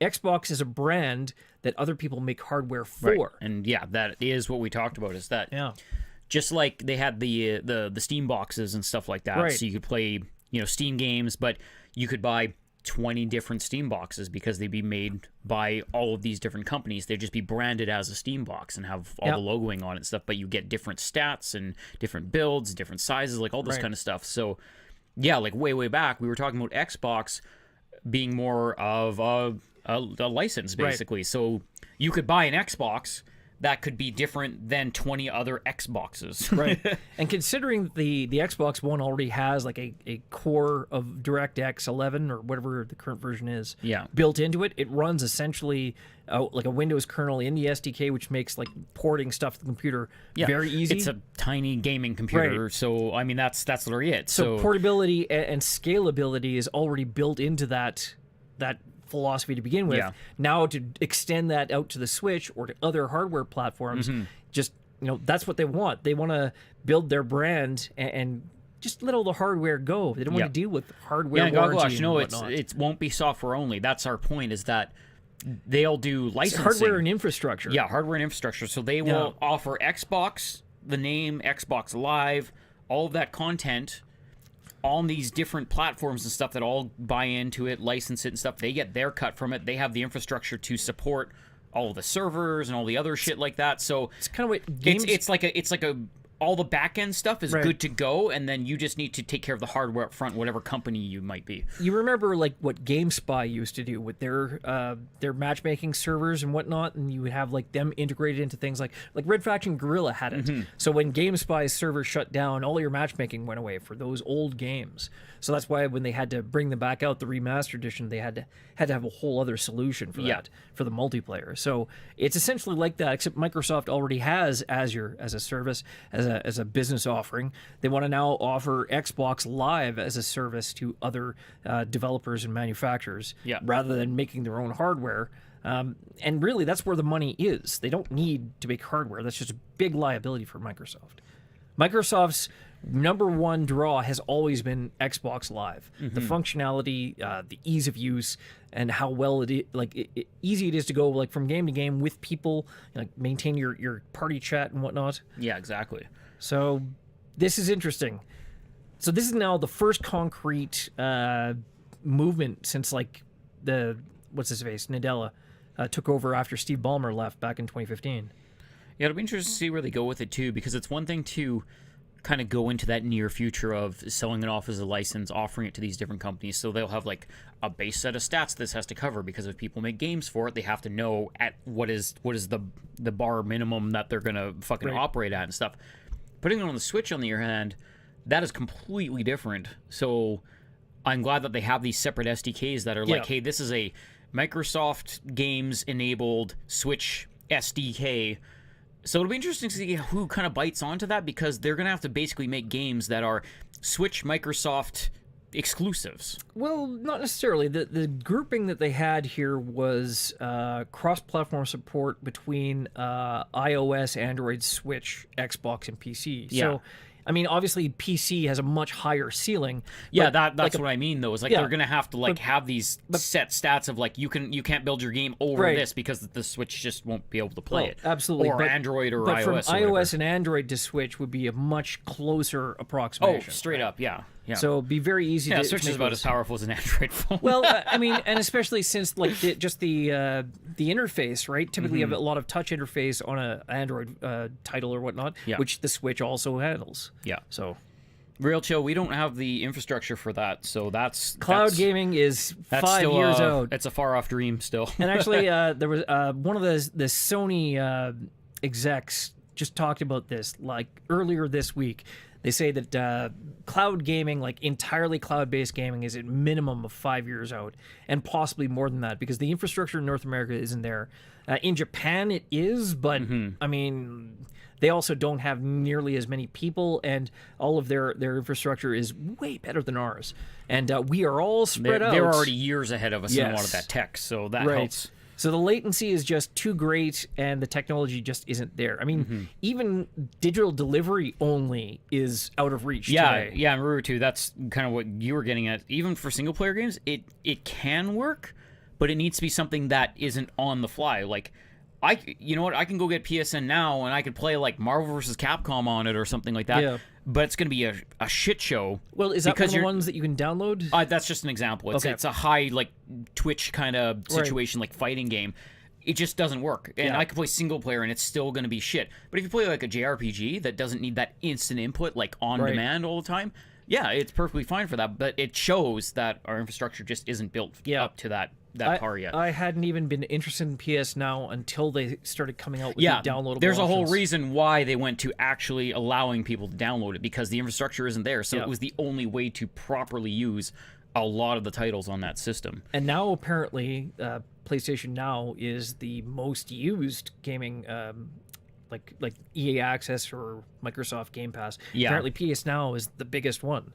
Interesting. Is amazing. I wonder if it has to do with the library or something like that, or just the install base. I guess that possibly helps. I imagine the install base is probably the bigger contributing factor. All right. Yeah, Ichigo Gundams are... Yeah, Japan's going to make Gundams first. I mean, they own that shit. Fun fact, I was just actually talking to James Marine earlier today. Apparently, they tried to make a live-action Gundam movie in 1983. No way. Yes, and they were going to do, like, Tron-style CG Gundams and Zaku's and whatnot. And, man, was the plot for that ever fucked up. They they really it's screwed it Gundam. over. They really kind of No, just no. do whatever they want. No, but they took the original first Gundam plot, and it was like Xeon was like a corporation, and it was like they just screwed up the plot royally for North American use. They didn't want to have like any like pseudo Nazi imagery or whatnot. Yeah, it was yeah. all, I tell you, yeah, they fucked it up royally. Well, don't worry, it doesn't exist. I'm glad it never made it. But they had Sid Mead, the guy who did all the visualizations for Blade Runner and whatnot. Oh, okay. He actually did like some preliminary sketches. Yeah. Like did some paintings of like colony life and whatnot. And it was crazy how close they got to actually making this movie. Cool. Which I'm glad they never did. Yikes. Anyway, you know what time it is? Yeah. Ichigo. Yeah. Was this real or not? I didn't get to check out if it was factual or not. Sony backwards compatibility patent. When was that? Like today. Like they just said it today. So I have not heard anything verified on that. I don't know. Maybe we get our streams just to confirm that or not. But if it is true, it is incredibly exciting because we're talking Yep. full backwards compatibility with the PS5. We'll see. We'll see. I'm curious. I'm hopeful, but Because I mean, we've waited long enough. So Yeah. if we can get a system that plays everything well, back to PS1, I am like so fucking on board with that. there was a thing that came out like I think 4 or 5 days ago where they were it was like a way of packaging up, but it was not confirmed. I think it was still just a rumor, but we'll see. Oh, it was I'll leaked, check it out. It was leaked, so they can't confirm it. Wow, So that sounds like hey, we've seen lots of leaks true. that came out the next week, and they're like, "Yep, it's true." right. So, But I mean, we also just heard a leak that there's going to be a PlayStation conference in a month, and it's not happening. that so. wasn't a leak. That was people just having fake fucking invitations, handing them out from a Gmail account. So you know what time it is? Yeah, let's do it.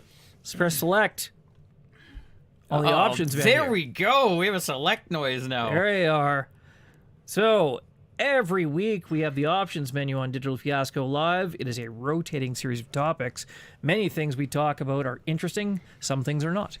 This week we are going to talk about near misses and second chances, games that could have been great if they didn't suck so hard. So I'm going to let you start. And you're gonna run away like you always fucking do. I'm gonna- Can we get you to like print out a cardboard cutout of yourself and you can like pull it into the screen like We can when pu- you leave to go get water? We're just going to have to Even loop though the... discount You know what could we'll do? get you water. What we'll do, I'll loop the film. So it's like, I'll just have me here like this. It's just a poorly cut out like PNG animated to 3 Yeah. frames. we had a green screen. It'll be high tech. It'll be- Discount, please. Could you get him some water so he doesn't have to fucking leave the table for once? Well, that was to cover up the fact that I don't know what my hidden gem is. I was going to walk over to the shelf over there. oh my and pick it god. while you talk. But thank you very much for making it nice and subtle. No, that's the thing is you gotta learn. You need to learn, mister. I was busy writing show notes. Yeah, which should have been done, I don't know, in the morning sometime. Oh, I'm talking. I'm going to keep harassing you until you get your ass back here. Because, again, I can't have a discussion with an empty chair. I hate it. Discount, come here. Look what you just did. Hi, Hey, it's Discount. how's it going? Good. Do you have a second chance game that you can think of off the top of your head? A game that wasn't very, or was supposed to be good, but you didn't enjoy it all that much? Something that you feel like could, if it got a second game, or if they retooled it, it'd be really awesome. It's a tough one. I hadn't actually thought about that. Well, I mean, most people don't, but I didn't know if you had something off the top of your head for that. From any, like, era, any genre, anything like that. Because I know that you have borrowed many games from Jack and then not finished some of them. I don't know if that was just because of a time crunch or if they just didn't interest you.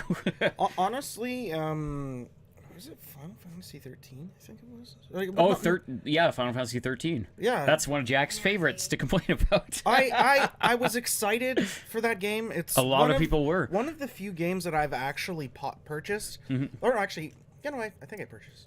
Pretty sure you I can't had it. remember. Yeah. I remember playing it, and I remember running down a corridor for like 2 hours. Oh, it goes on. and I was like, this isn't like any other Final Fantasy game I've ever played. And I was actually very, very disappointed because that was kind of at the point where I was like, oh, I guess people just aren't trying, and a lot of developers are just. I can totally agree with that too, because that was the first one in a long time that I saw, and I totally dug the art style and the characters and stuff like that, because they got back into some sci-fi and some tech and stuff, because all the ones previous to that, they went right back to the kind of medieval steampunk kind of tech feel to a lot of them. And I love the look of that one. But then playing it, I was just like, oh, this is hot garbage because you don't get to do anything. It is the most linear JRPG I think that's ever been made. Yeah. Outside of something like Mystic Quest, which was just, I mean, that was just like a 2-hour fucking slog of bullshit. But yeah, that one was really unfortunate. Yeah, no, and I was expecting a lot of good things from it, but yeah, I don't know what's going on with that Streamlabs thing. I think there's 2 versions of of the chat bot running. No worries. We have a couple from the chat actually too of second chances. So, Haze? yeah, Haze. I don't know if you could even fix that. I think that would just have to be a brand new game. Well, the haze mechanic in the genre itself would have been fine. It's just yeah, I'm being replaced. Sorry, Discount. It's okay. Nice to have you. Thanks. All right, welcome back. Something just smells one of like the other hash ones. browns. So we had Heavenly Sword. Heavenly Sword. That's that was a good game. I think it was just because it was too early in the life cycle of that to make it really a truly like standout game. It was a lot of fun, but God of War will always beat the shit out of that one. The Order 1886, which was one of your second chance kind of situations, because that was really unfortunate. If they made a second game and really dove into it and made a full fucking game out of it, I think it could be good. With a better upgrade tree or some kind of like way to improve your weapons or your skills or something. It just did not have that third kind of heat. Yeah, and Hotel Dusk was a great game. That needs the actual ending. Yeah, that would be nice. Just a second one of those, honestly. Yeah, that would be awesome. It took forever. Oh God, I think 10 years would only make it that much worse at that point. Speaking of which, when does isn't the Ace Attorney collection supposed to come out like this month? Yes, it is. I'm definitely waiting for that. Totally looking forward to that. Yeah. Okay, so now that you're back, 19th? Excellent. Now that you're back, we can carry on. I'll have to see if we're getting review copies of that. Yes, please carry on. Do you like third-person shooters? I have been known to play a third-person shooter from time to time. Do you like open world action? I have been known to play an open world action game from time to time. Do you like that classic kind of black and white mystery in 30s and 40s style, sleuthing around, checking out detective, like fucking crime scenes and stuff like that, sleuthing around in a fedora, asking a lot of questions. These are all like great things, right? And if you put them all in the same game, you think you'd have a pretty solid like old school Grand Theft Auto game, right? Oh, you're breaking my heart. Yeah, that's right. I'm talking about LA Noire. Come on. This game, it broke my heart when I played it. Anthem, no, there's no fedoras in Anthem, not yet anyways. I'm sure it'll cost $20 to buy a fedora for your Javelin.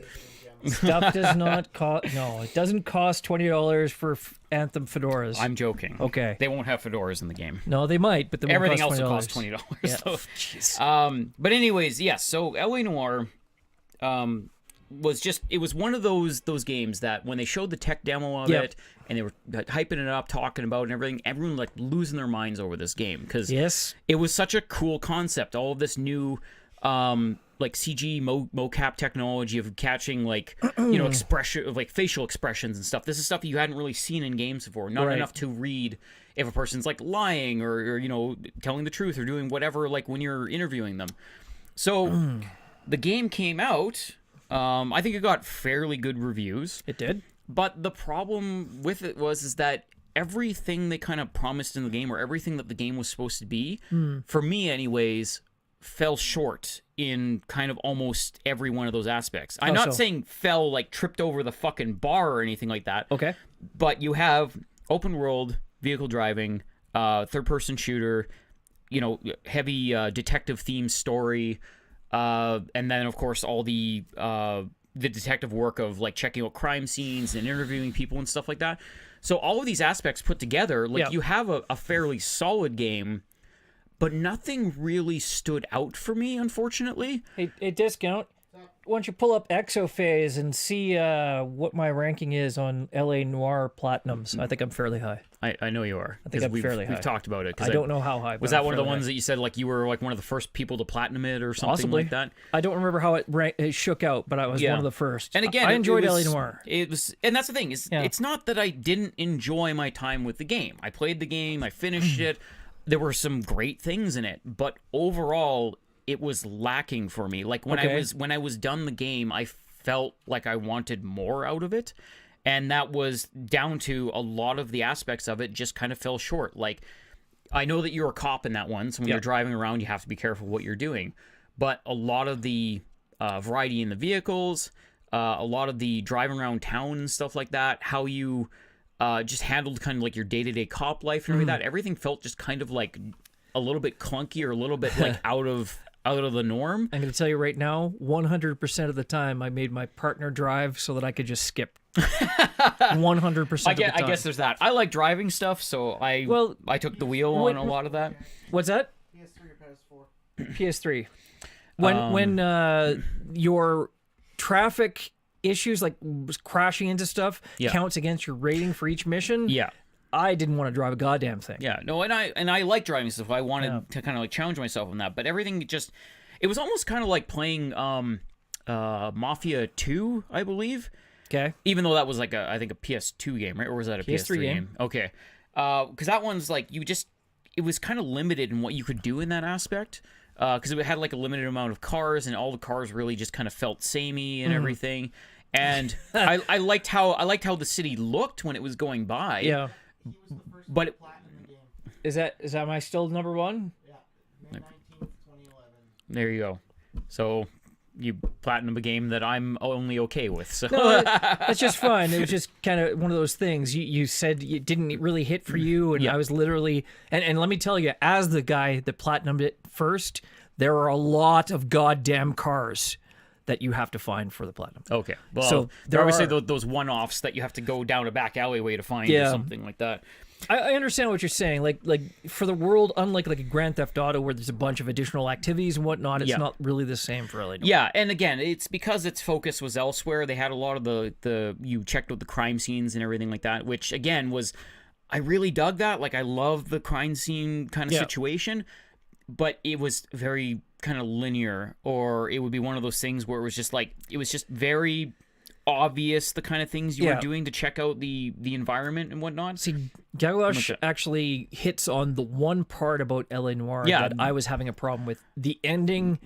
That's why I brought up the story. Yeah, it didn't come to not necessarily a satisfying conclusion, but it started to feel like there were pieces being pulled out. It concluded. It did. I was very much the same feeling when I was like ending Dark Void and suddenly Tesla was dead and you were fighting a... It's like, what the fuck happened? Yeah, and you're fighting a 300 dragon and it's like, Is this a Sonic game? Was there 2 pages in the script stuck together and I missed them? So like towards the end it kind of seemed like rushed to the end. Concluded. It's like, and again, it might have been one of those things that they just unfortunately kind of ran out of time and money or whatever. Well, yeah, that was like the Team Bondi one, and it got sold and like Rockstar finished it, and it was like it always had some issues, but in terms of production. Again, a lot of those things fell short. But unfortunately, the one thing that really sold people on the game, and that was when you were like interrogations. You were interrogating, different citizens and different people that were at the crime scene, like all this other stuff. Yeah, and there's that infamous GIF now of the guy with the giant eyebrows who looks like it was like a fucking Muppet almost, of him frowning and everything like that, and the camera like zooms in on him. Like, well, that's the thing. Like, okay, it was one of those situations where the tech was there, and they really sold it on that. But when you played the game, none of it was there. Well, no, let me put it this way: it was there. The tech was there. The problem is that all the tech in the world can't make up for you photographing a guy acting badly. Yeah, I mean, well, and there's that too. Because the guy who played the main character, I didn't like him on Mad Men. To make him the center of this whole fucking storyline. Yeah. And Tron, to your point, still number one as opposed to a time traveler. It only tracks the people who sign on to Exophase. So if someone eventually signs on, there's an earlier platinum, it bumps me down. Oh, okay. So it's just it's tracked among it's people like, who wouldn't you always be the first then? But theoretically, but until it updates that guy out there somewhere, because it's always possible. Yeah. Anyway, but yeah, ultimately, it comes down to that's really what they sold the game on, and then the rest of it was just kind of like, you know, the bread and butter. It was just like, here's the city, here's all the cars, you get to like live the daily life of an awesome detective and everything. And some of the acting was really well done. well, John Noble was in it, of course, and you know, a lot of just like the random kind of one-off stuff with like different storylines over that. They was really well done, and the crime scenes, even though they were a little bit bland from time to time, it really felt like you were in a crime scene. So that was a really cool setup. And I love the theme. Like, the theme is another big part that sold me on it. I love that you know, 40s noir detective kind of situation. Here's what we do. We take the game, we pull it apart, we refilm all of the main character stuff with John Hamm as the main character. Do that and refilm all of the interrogation scenes with better actors, and I'm on board. Well, that's just it. Most of the actors were fine, but the main character was so comically bad. Yeah. It just kind of like, he's like all rubber-faced and whatnot. Can you contort your face about 35% more for everything you say and do? And literally on Mad Men, I think that was the guy, they ended up giving him like an eye patch. Like, he got, like, to distract him from the fact that he was such a bad fucking actor. Anyway, so yeah, not my favorite Mad Men actor. So that's basically what it comes down to. LA Noire was just, it was a miss for me. Yep. But it was a near miss, as we call it. Like that.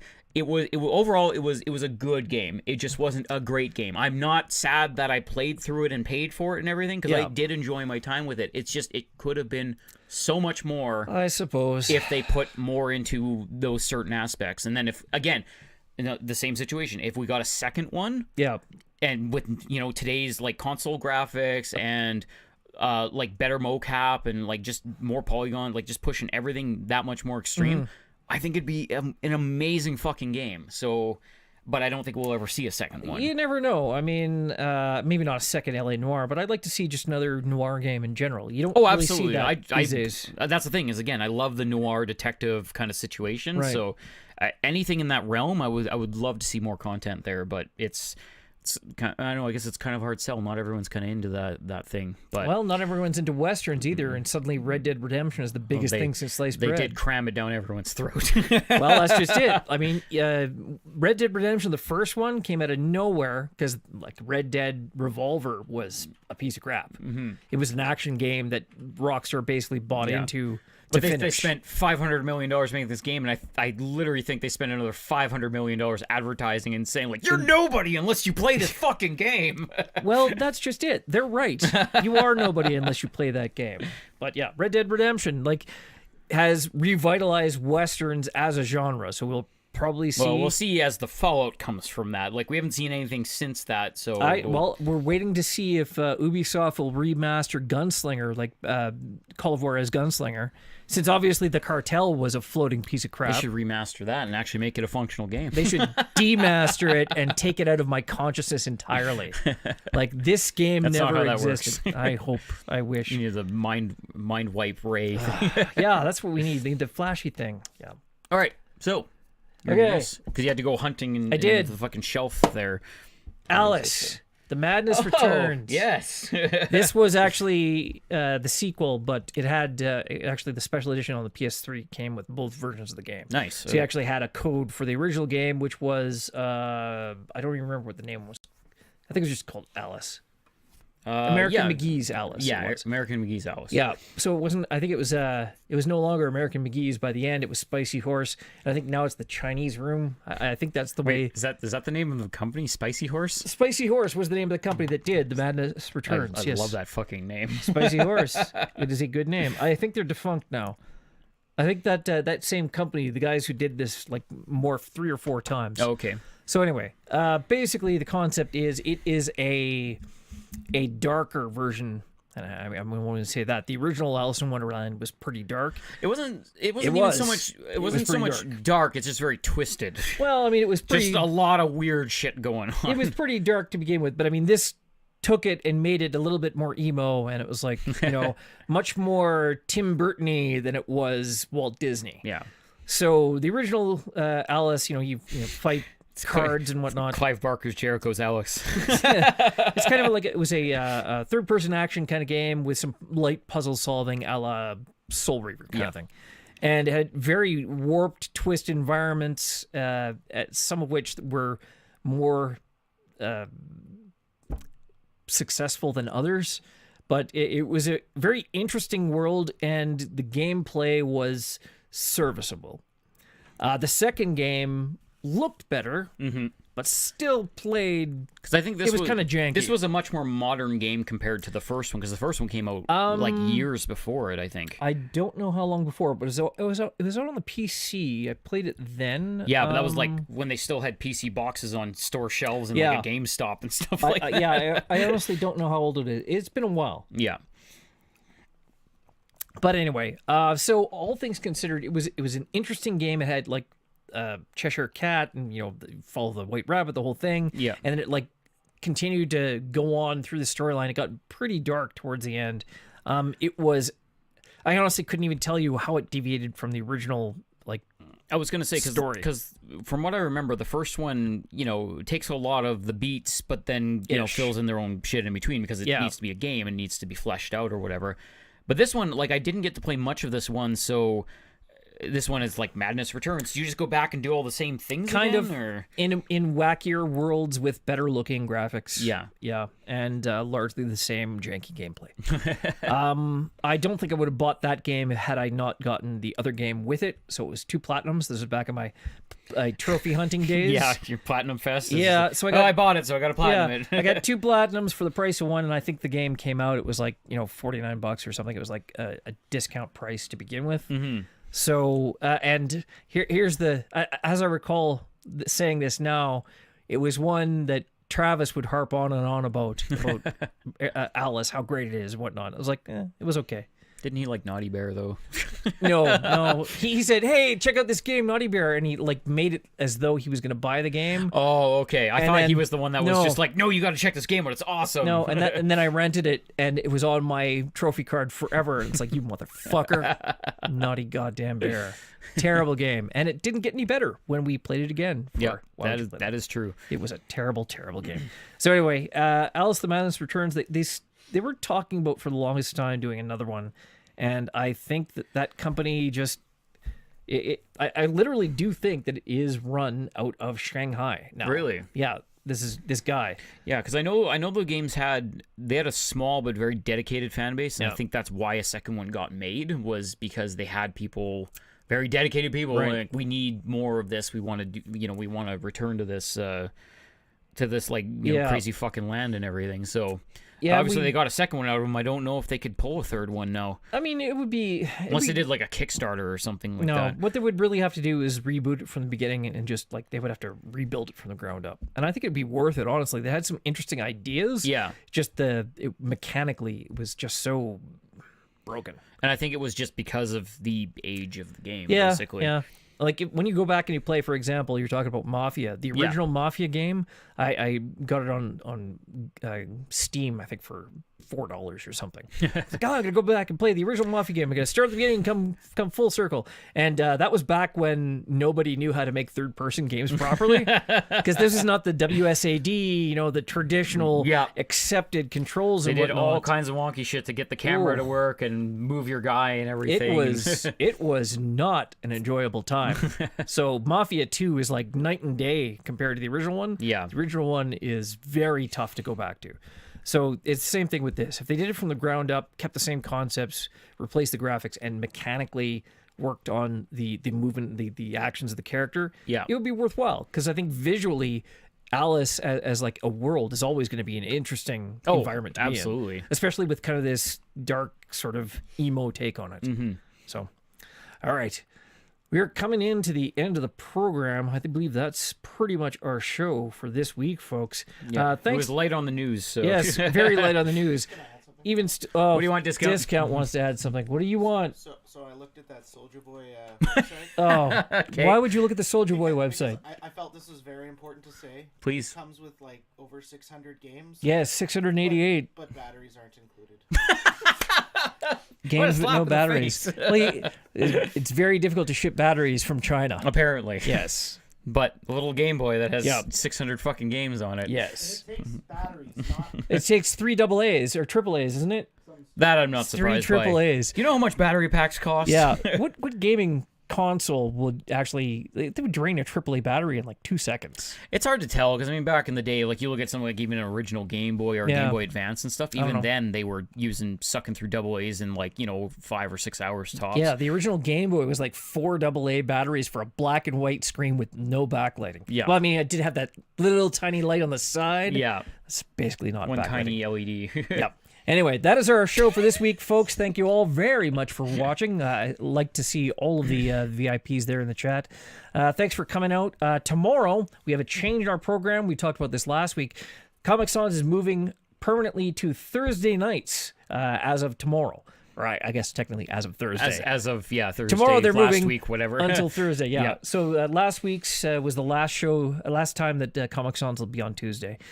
Tomorrow, I don't know what tomorrow is going to be. It might be something. It might not be something. But Comic Sans will be back on Thursday this week with Kelly and Albel. They'll be talking about probably Punisher related stuff. I Yeah, think. probably. Yeah. Did you see the Punisher season 2? I didn't see it yet. Pretty good. It's decent. It's. I mean, not going to change them from being canceled, but it was decent. Yeah. Jack yells at Cloud. Just stream yourself yelling at clouds for 2 hours tomorrow.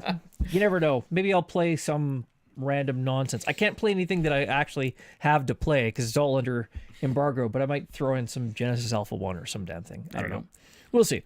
Anyway, if you want to reach out to us, let us know what you think. You can reach us on Twitter at digital_fiasco. We love to hear from you.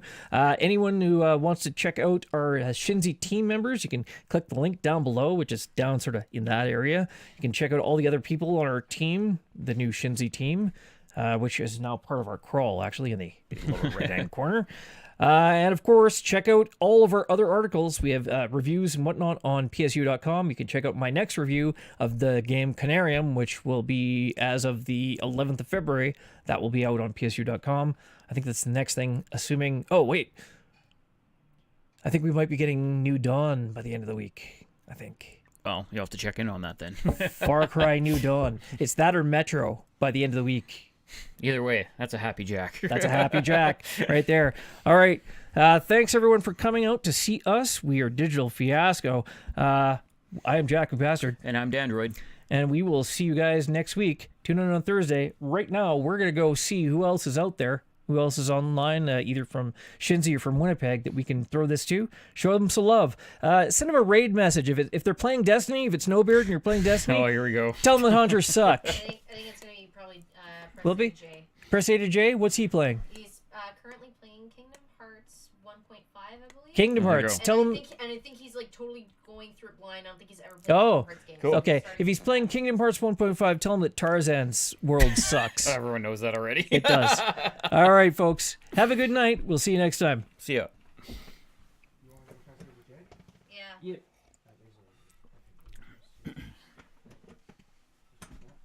Oh, he's past that point. He's in Nightmare Before Christmas World. Oh, yeah. So he's well past that. Oh, that's interesting. Past Tarzan. Yeah, Are you fucking around with stuff here? yeah, I have been trying to figure out these. I just changed the times. It's fine. We're still live. It doesn't matter. I was troubleshooting it. No, I'm saying we are still live. Yeah, 'cause you got the fucking transition.